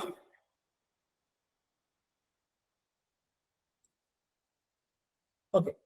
സോ ഇതില് ഞാൻ നേരത്തെ പറഞ്ഞു ഓട്ടോഡെസ്കിന്റെ ഓതറൈസ്ഡ് ട്രെയിനിങ് സെന്റർ ആണ്. അതുകൊണ്ട് തന്നെ ഓട്ടോഡെസ്കിന്റെ ഓതറൈസ്ഡ് സർട്ടിഫിക്കേഷൻ തന്നെ ആയിരിക്കും ഓട്ടോഡെസ്കിന്റെ എല്ലാ പ്രൊഡക്ട്സിനും നിങ്ങൾക്ക് കിട്ടുക. അതുപോലെ തന്നെ ഓട്ടോഡെസ്കിന്റെ ഏത് പ്രൊഡക്റ്റ് വേണമെങ്കിലും നിങ്ങൾക്ക് license software, education version license software use ചെയ്യാനുള്ള പ്രൊവിഷനും ഇതുവഴി കിട്ടുന്നുണ്ട്. ഓട്ടോഡെസ്കിന്റെ ടൈലന്റഡ് കോഴ്സസ് ലഭിക്കാനും ഫ്രീ ഓഫ് കോസ്റ്റ് ആയിട്ട് ലഭിക്കാനും ഇതുവഴി സഹായിക്കുന്നുണ്ട്. CPD സർട്ടിഫിക്കേഷനെ കുറിച്ച് ഞാൻ നേരത്തെ പറഞ്ഞു, ബെൻലി സർട്ടിഫിക്കേഷനെ കുറിച്ച് പറഞ്ഞു. അതേപോലെ തന്നെയുള്ള ഒന്നാണ് സ്കെച്ചപ്പ് എന്ന് പറയുന്നത്. സ്കെച്ചപ്പിന് സാധാരണഗതിയിൽ എല്ലായിടത്തും നിങ്ങൾക്ക് കിട്ടുക സ്കെച്ചപ്പ് എന്ന് പറഞ്ഞ് സ്കെച്ചപ്പ് കോഴ്സ് കംപ്ലീറ്റ് ചെയ്തു എന്ന് പറഞ്ഞ് അതാത് ഇൻസ്റ്റിറ്റ്യൂട്ടിന്റെ ലേബലിൽ കിട്ടുന്ന ഒരു സർട്ടിഫിക്കേഷൻ ആയിരിക്കും. അതിന് ഒരു 15 രൂപയുടെ വില മാത്രമേ അതിന് ഉണ്ടാവുള്ളൂ. അപ്പൊ ഞാൻ എന്റെ സർട്ടിഫിക്കേഷൻ്റെ അത് സ്കെച്ചപ്പ് എന്ന് പറഞ്ഞ് അടിച്ച് തന്നു കഴിഞ്ഞാൽ അതിന്റെ അർത്ഥം ഞാനിവിടെ ഉണ്ടാക്കി ആ സർട്ടിഫിക്കറ്റിന്റെ അകത്ത് നിങ്ങളുടെ പേരും സ്കെച്ചപ്പ് എന്ന് വെച്ച് തന്നു.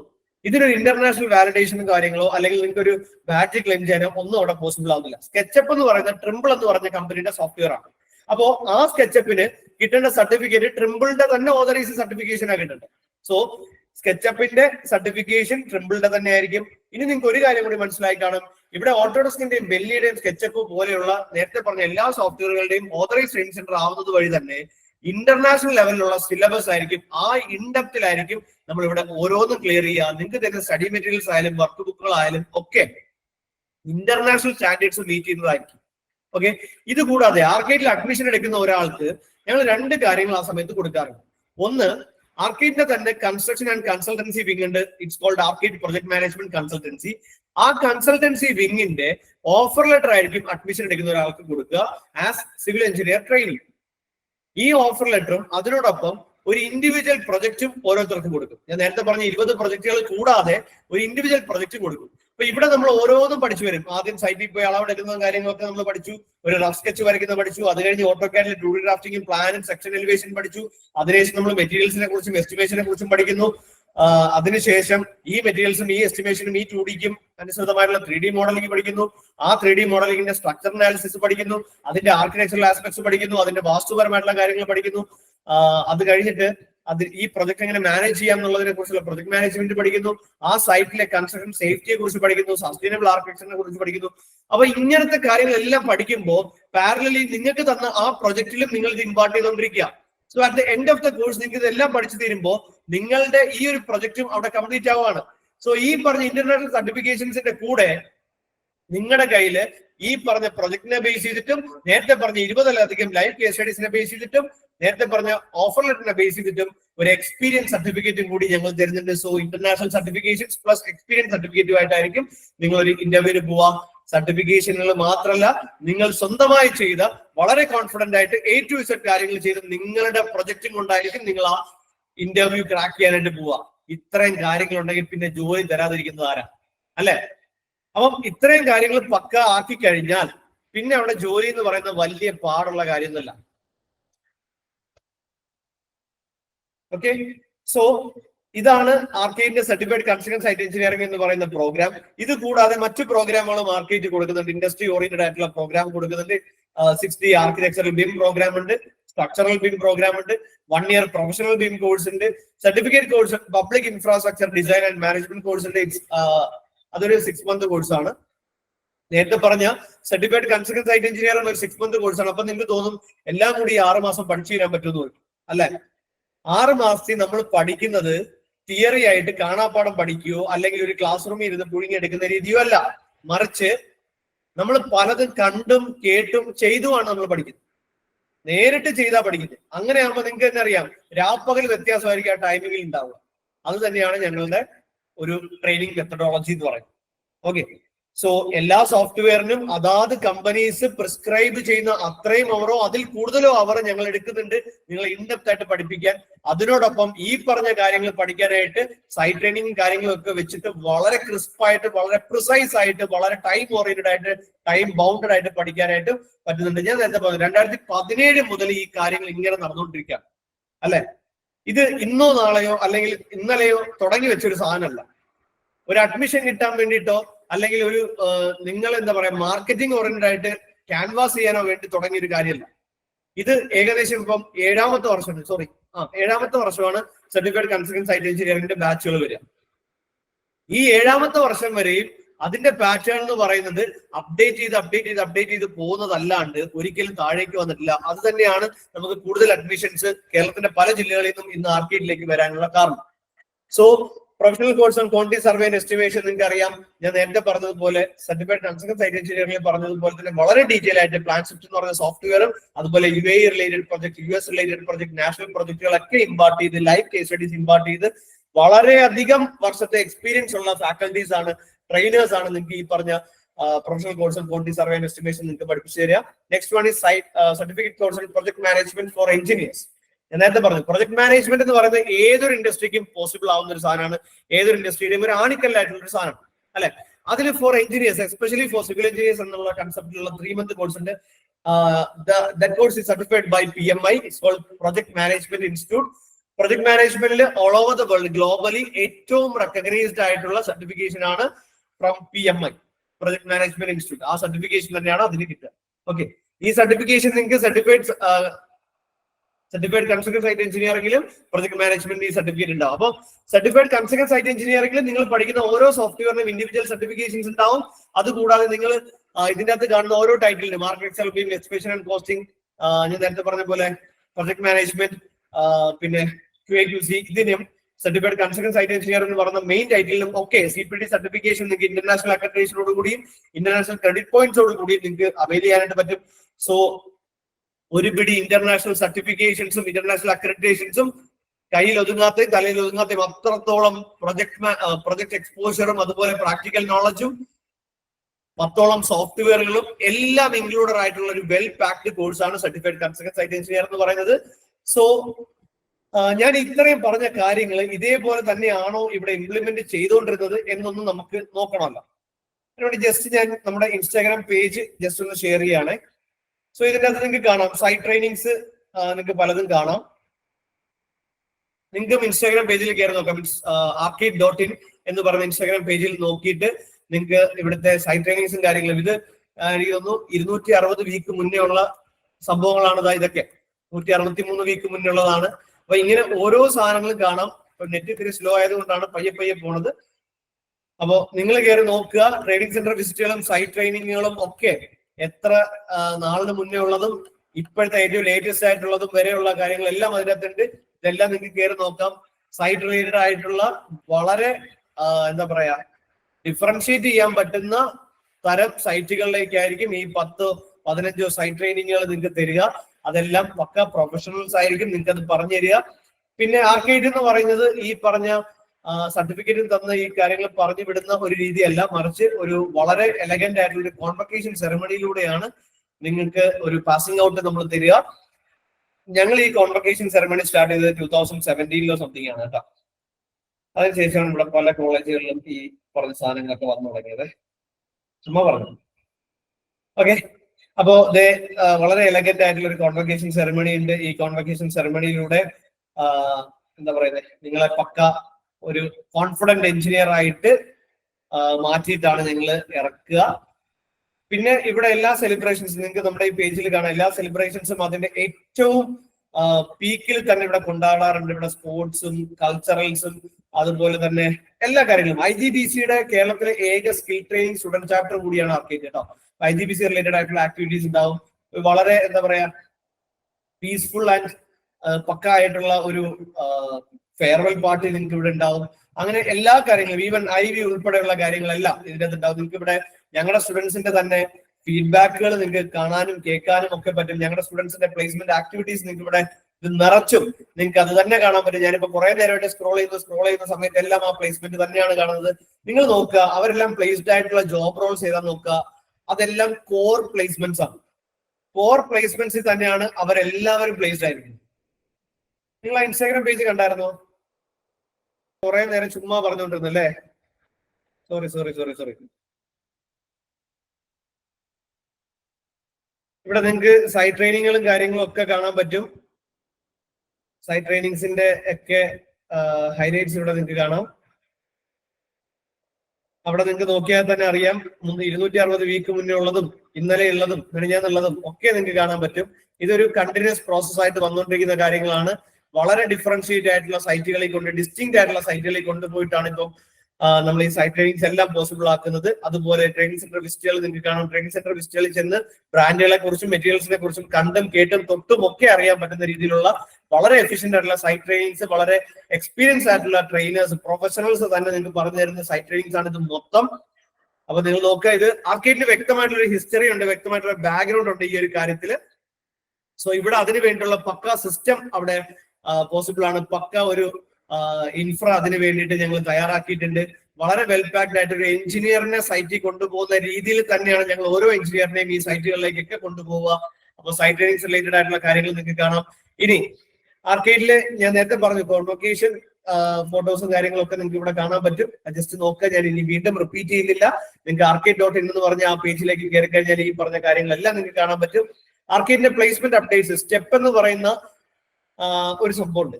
അതെന്താന്ന് ഞാൻ പറഞ്ഞു. സ്റ്റെപ്പ് എന്ന് വെച്ച് കഴിഞ്ഞാല് ആർക്കേഡിന്റെ തന്നെ പ്ലേസ്മെന്റ് ഡിവിഷനാണ് സ്റ്റെപ്പ് എന്ന് പറയുന്നത്. ഇന്ന് കുറെ അധികം നാൾ എനിക്ക് 2019 വരെയും ആർക്കേഡിന്റെ ഒരു പ്ലേസ്മെന്റ് ഡിവിഷനായിട്ട് മാറിക്കൊണ്ടിരുന്നതാണ്.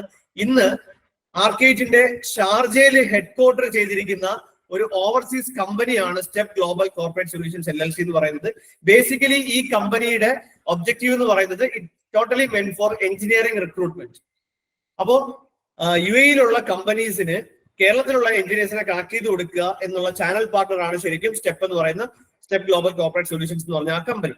ഈ കമ്പനിയുടെ നമ്മുടെ നാട്ടിലെ ഒബ്ജക്റ്റീവ് എന്താണെന്ന് വെച്ച് കഴിഞ്ഞാൽ ആർക്കേഡിയൻസ് ആയിട്ടുള്ളവർക്ക് വേണ്ടിയിട്ടുള്ള എന്താ പറയാ പ്ലേസ്മെന്റ് ഓപ്പർച്യൂണിറ്റീസ് ക്രാക്ക് ചെയ്ത് കൊടുക്കുക എന്നുള്ളതാണ് സ്റ്റെപ്പ് ഗ്ലോബൽ കോർപ്പറേറ്റ് സൊല്യൂഷൻസ് എന്ന് പറഞ്ഞത്. ഞങ്ങളുടെ എഞ്ചിനീയറിംഗ് റിക്രൂട്ട്മെന്റിന് വേണ്ടി ഞങ്ങൾക്ക് സെപ്പറേറ്റ് കമ്പനി തന്നെ ഉണ്ട്. 1-2 സ്റ്റാഫുകളുള്ളതല്ല, 18ഓളം സ്റ്റാഫുകളുള്ള ഒരു കമ്പനി തന്നെ ഡെഡിക്കേറ്റഡ് ആയിട്ട് ഞങ്ങൾക്ക് അതിന് തന്നെ ഉണ്ട്. So we are in professional in that area too. So ഞങ്ങൾക്ക് ഈ പറഞ്ഞ ഇൻഡസ്ട്രീനെയും നിങ്ങളെയും തമ്മിൽ, ഈ പഠിച്ചിറങ്ങുന്ന നിങ്ങളെയും തമ്മിൽ കണക്ട് ചെയ്യാനായിട്ട് മറ്റൊരു ചാനൽ പാർട്ട്ണറിന്റെയോ മറ്റൊരു രീതികളുടെയോ ആവശ്യമില്ല. It's all here. ഇതെല്ലാം ഇവിടെ ഒരു കുടക്കീഴിൽ തന്നെ ഉണ്ട്. സോ നിങ്ങൾക്ക് ഇതെല്ലാം അവൈൽ ചെയ്യാൻ പറ്റും. സോ വളരെ ഡെഡിക്കേറ്റഡ് ആയിട്ടുള്ള പ്രാക്ടിക്കൽ സെഷനിലൂടെയും വളരെ ഡെഡിക്കേറ്റഡ് ആയിട്ടുള്ള ഈ ഒരു റിക്രൂട്ട്മെന്റ് പ്രോസസ്സിലൂടെയും ഒക്കെ വളരെ ഡിഫൈൻഡ് ആയിട്ടുള്ള ഒരു എന്താ പറയാ കരിയർ വാർത്തെടുക്കാനായിട്ട് നിങ്ങൾക്ക് എല്ലാവർക്കും സാധിക്കും.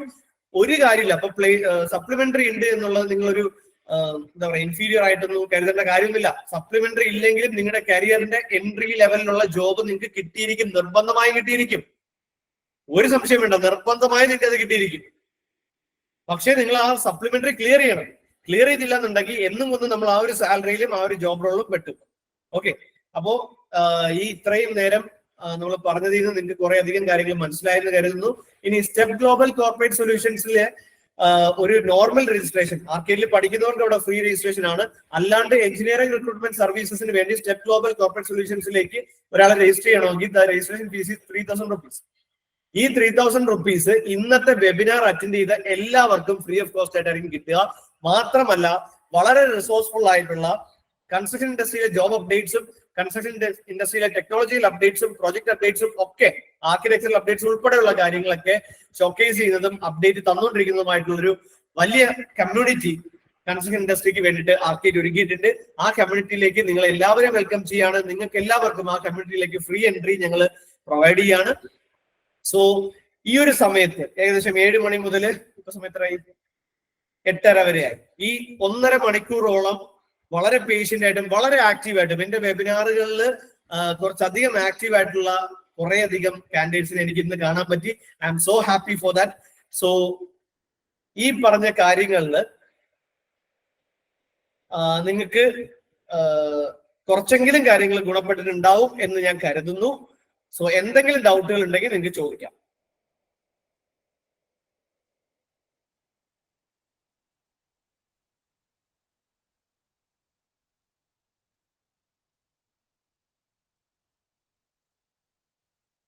എന്തെങ്കിലും കാര്യങ്ങൾ നിങ്ങൾക്ക് ചോദിക്കാനുണ്ടെങ്കിൽ ചോദിക്കാം. ചാറ്റ് ബോക്സിലൂടെ ചോദിച്ചാലും മതിയിടാം. Hello sir. പറഞ്ഞു സാർ, ഇപ്പൊ ഞാൻ ബിടെക് ഇപ്പൊ ഫൈനൽ സെം എക്സാം കഴിയാറായിരിക്കുകയാണ്. അടുത്ത മാസം എക്സാം. അപ്പം ഞാനിപ്പോ ബിടെക് കഴിഞ്ഞിട്ട് ഒരു ആർക്കേഡിൽ വന്നിട്ട് സർട്ടിഫൈഡ് സൈറ്റ് എഞ്ചിനീയർ ആയി. പിന്നെ അവിടുന്ന് സൈറ്റ് എഞ്ചിനീയർ ആയിട്ട് പ്ലേസ്ഡ് ആയെന്ന് വെച്ചോ. അപ്പൊ അത് കഴിഞ്ഞിട്ട് എനിക്ക് സൈറ്റിൽ നിന്ന് മാറി ഒരു സോഫ്റ്റ്വെയർ ജോബിലേക്ക് താല്പര്യം ഉണ്ടെങ്കിൽ ഞാൻ അതെങ്ങനെ ഷിഫ്റ്റ് ചെയ്യും? Thank you Vaisha, thank you for the question. ഞാൻ വിട്ടുപോയൊരു പോയിന്റ് ആയിരുന്നു.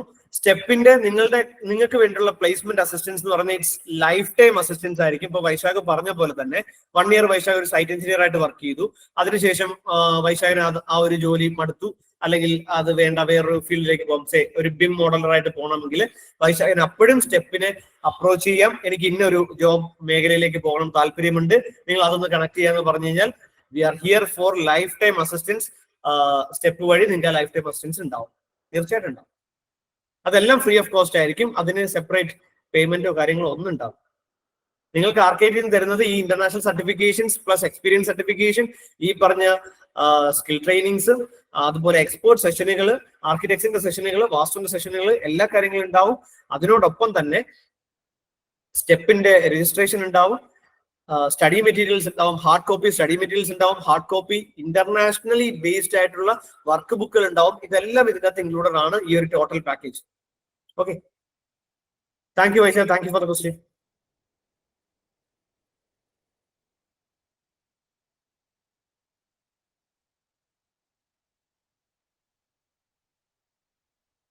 വേറെ ആർക്കെങ്കിലും എന്തെങ്കിലും ചോദ്യം? ചാറ്റ് ബോക്സിൽ ചോദിച്ചോടാ, ചാറ്റ് ബോക്സിൽ ആരെങ്കിലും ചോദിച്ചിട്ടുണ്ടോ? നീതു ഇടയ്ക്ക് ഒരു ചോദ്യം ചോദിച്ചായിരുന്നല്ലോ. സ്ക്രീൻ ഷെയറിംഗ് വർക്കിംഗ് അല്ല എന്നുള്ള ഈ മെസ്സേജ് ഒന്നും ഞാൻ കണ്ടില്ലായിരുന്നടാ കേട്ടോ, എൻ്റെ അടുത്ത് ആരും പറഞ്ഞില്ല. എടാ, നേരത്തെ നീതു ഒരു ക്വസ്റ്റ്യൻ ചോദിച്ചിട്ടുണ്ടായിരുന്നു, ഇന്റേൺഷിപ്പുകളൊക്കെ കിട്ടുമെന്നുള്ളത്. ഇന്റേൺഷിപ്പുകളായാലും ഇൻഡിവിജ്വൽ ഇന്റേൺഷിപ്പുകളായാലും ഒക്കെ ഇവിടെ പോസിബിൾ ആണ്. എനിക്ക് തോന്നുന്നു S4 S6 സ്റ്റുഡൻസിന് വേണ്ടിയുള്ള ഇന്റേൺഷിപ്പുകൾ ഇവിടെ പോസിബിൾ ആണ്. ലൈവ് പ്രൊജക്ട് ഓറിയന്റഡ് ആയിട്ടുള്ള ഇന്റേൺഷിപ്പുകൾ പോസിബിൾ ആണ്. You can contact our executives for that. മറ്റെന്തെങ്കിലും ചോദ്യങ്ങൾ? നീതു ചോദിച്ച എല്ലാ ക്വസ്റ്റ്യൻസിനും ആൻസർ പറഞ്ഞു തോന്നുന്നു. എനിക്ക് പഴയ ചാറ്റുകൾ കാണാൻ പറ്റുന്നില്ല, അതുകൊണ്ടാണ്. എല്ലാം ക്ലിയർ ആയെന്ന് തോന്നുന്നു.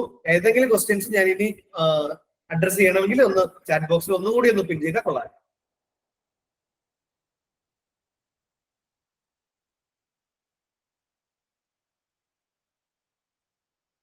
മറ്റെന്തെങ്കിലും ചോദ്യങ്ങള്? അപ്പൊ ഇതിന്റെ ഇപ്പോ ഏർലി ബേർഡ് രജിസ്ട്രേഷൻ സ്റ്റാർട്ട് ചെയ്തിട്ടുണ്ട്. ഈ ഒരു കോഴ്സിന്റെ ടോട്ടൽ ഫീ വരുന്നത് ഇൻക്ലൂഡിംഗ് സർട്ടിഫിക്കേഷൻ, ഇൻക്ലൂഡിംഗ് ഞാൻ നേരത്തെ പറഞ്ഞ എല്ലാ കാര്യങ്ങളും ഇൻക്ലൂഡ് ചെയ്തിട്ടുള്ള ടോട്ടൽ ഫീസ് എന്ന് പറയുന്നത്, ഇൻക്ലൂഡിംഗ് അത്രയും സോഫ്റ്റ്വെയർ, 10ഓളം സോഫ്റ്റ്വെയറുകൾ, എസ്റ്റിമേഷൻ, മറ്റേത് മറിച്ചത്, അങ്ങനെ എല്ലാ കാര്യങ്ങളും ഞാൻ നേരത്തെ കാണിച്ചില്ലേ, ഇതെല്ലാം ഇൻക്ലൂഡ് ചെയ്തിട്ടുള്ള ടോട്ടൽ ഫീസ് എന്ന് പറയുന്നത് ഇറ്റ്സ് നോർമലി 46,000. ഇപ്പോൾ ഏർലി ബേർഡ് രജിസ്ട്രേഷൻ സ്റ്റാർട്ട് ചെയ്തിട്ടുണ്ട്. ഏർലി ബേർഡ് ആയിട്ട് രജിസ്റ്റർ ചെയ്യുന്ന ഒരാൾക്ക് 44,000 ആയിരിക്കും ഈ കോഴ്സ്, ഈ ഒരു ട്രെയിനിങ് പ്രോഗ്രാം ഫുള്ള് നിങ്ങൾക്ക് പഠിച്ചിറങ്ങാൻ പറ്റുക. ആൻഡ് ഇറ്റ്സ് EMI ബേസ്ഡ് ഒരു ഫീ പേയ്മെന്റ് സിസ്റ്റം ആണ്. നിങ്ങൾക്ക് മന്ത്ലി EMI ആയിട്ട് അടയ്ക്കാൻ പറ്റുന്ന ഒരു ഫീ പേയ്മെന്റ് സിസ്റ്റം ആണ്. വളരെ എന്താ പറയാ, നിങ്ങൾക്ക് ട്രാൻസ്പെറന്റ് ആയിട്ടുള്ളൊരു ഫീ പേയ്മെന്റ് സിസ്റ്റം ആണ്. ഇതിന്റെ അപ്പുറത്തേക്ക് ₹1 പോലും നിങ്ങൾ ഒന്നിനും അടയ്ക്കേണ്ടതായിട്ട് വരത്തില്ല. ഓക്കെ, സോ ഇനി അത് തന്നെ ഏർലി ബേർഡ് ആയിട്ട് തന്നെ നിങ്ങൾ ബാച്ച് ആയിട്ട് 12 പേര് 15 പേര് അടങ്ങുന്നതാണ് ഒരു ബാച്ച് എന്ന് പറയുന്നത്. ബാച്ച് ആയിട്ടാണ് നിങ്ങൾ രജിസ്റ്റർ ചെയ്യാൻ ഉദ്ദേശിക്കുന്നതെങ്കിൽ, അതും ഏർലി ബേർഡിന്റെ ടൈം ഫ്രെയിമിനുള്ളിൽ ബാച്ച് ആയിട്ട് ചെയ്യുവാണെങ്കിൽ U can avail this course for 42,000 rupees. 42,000 രൂപയ്ക്ക് നിങ്ങൾക്ക് അത് പഠിച്ചെടുക്കാൻ പറ്റും. സോ ഏർലി ബേർഡ് രജിസ്ട്രേഷനുള്ള ലിങ്കുകളൊക്കെ ഇവിടെ പ്രൊവൈഡ് ചെയ്തിട്ടുണ്ട്.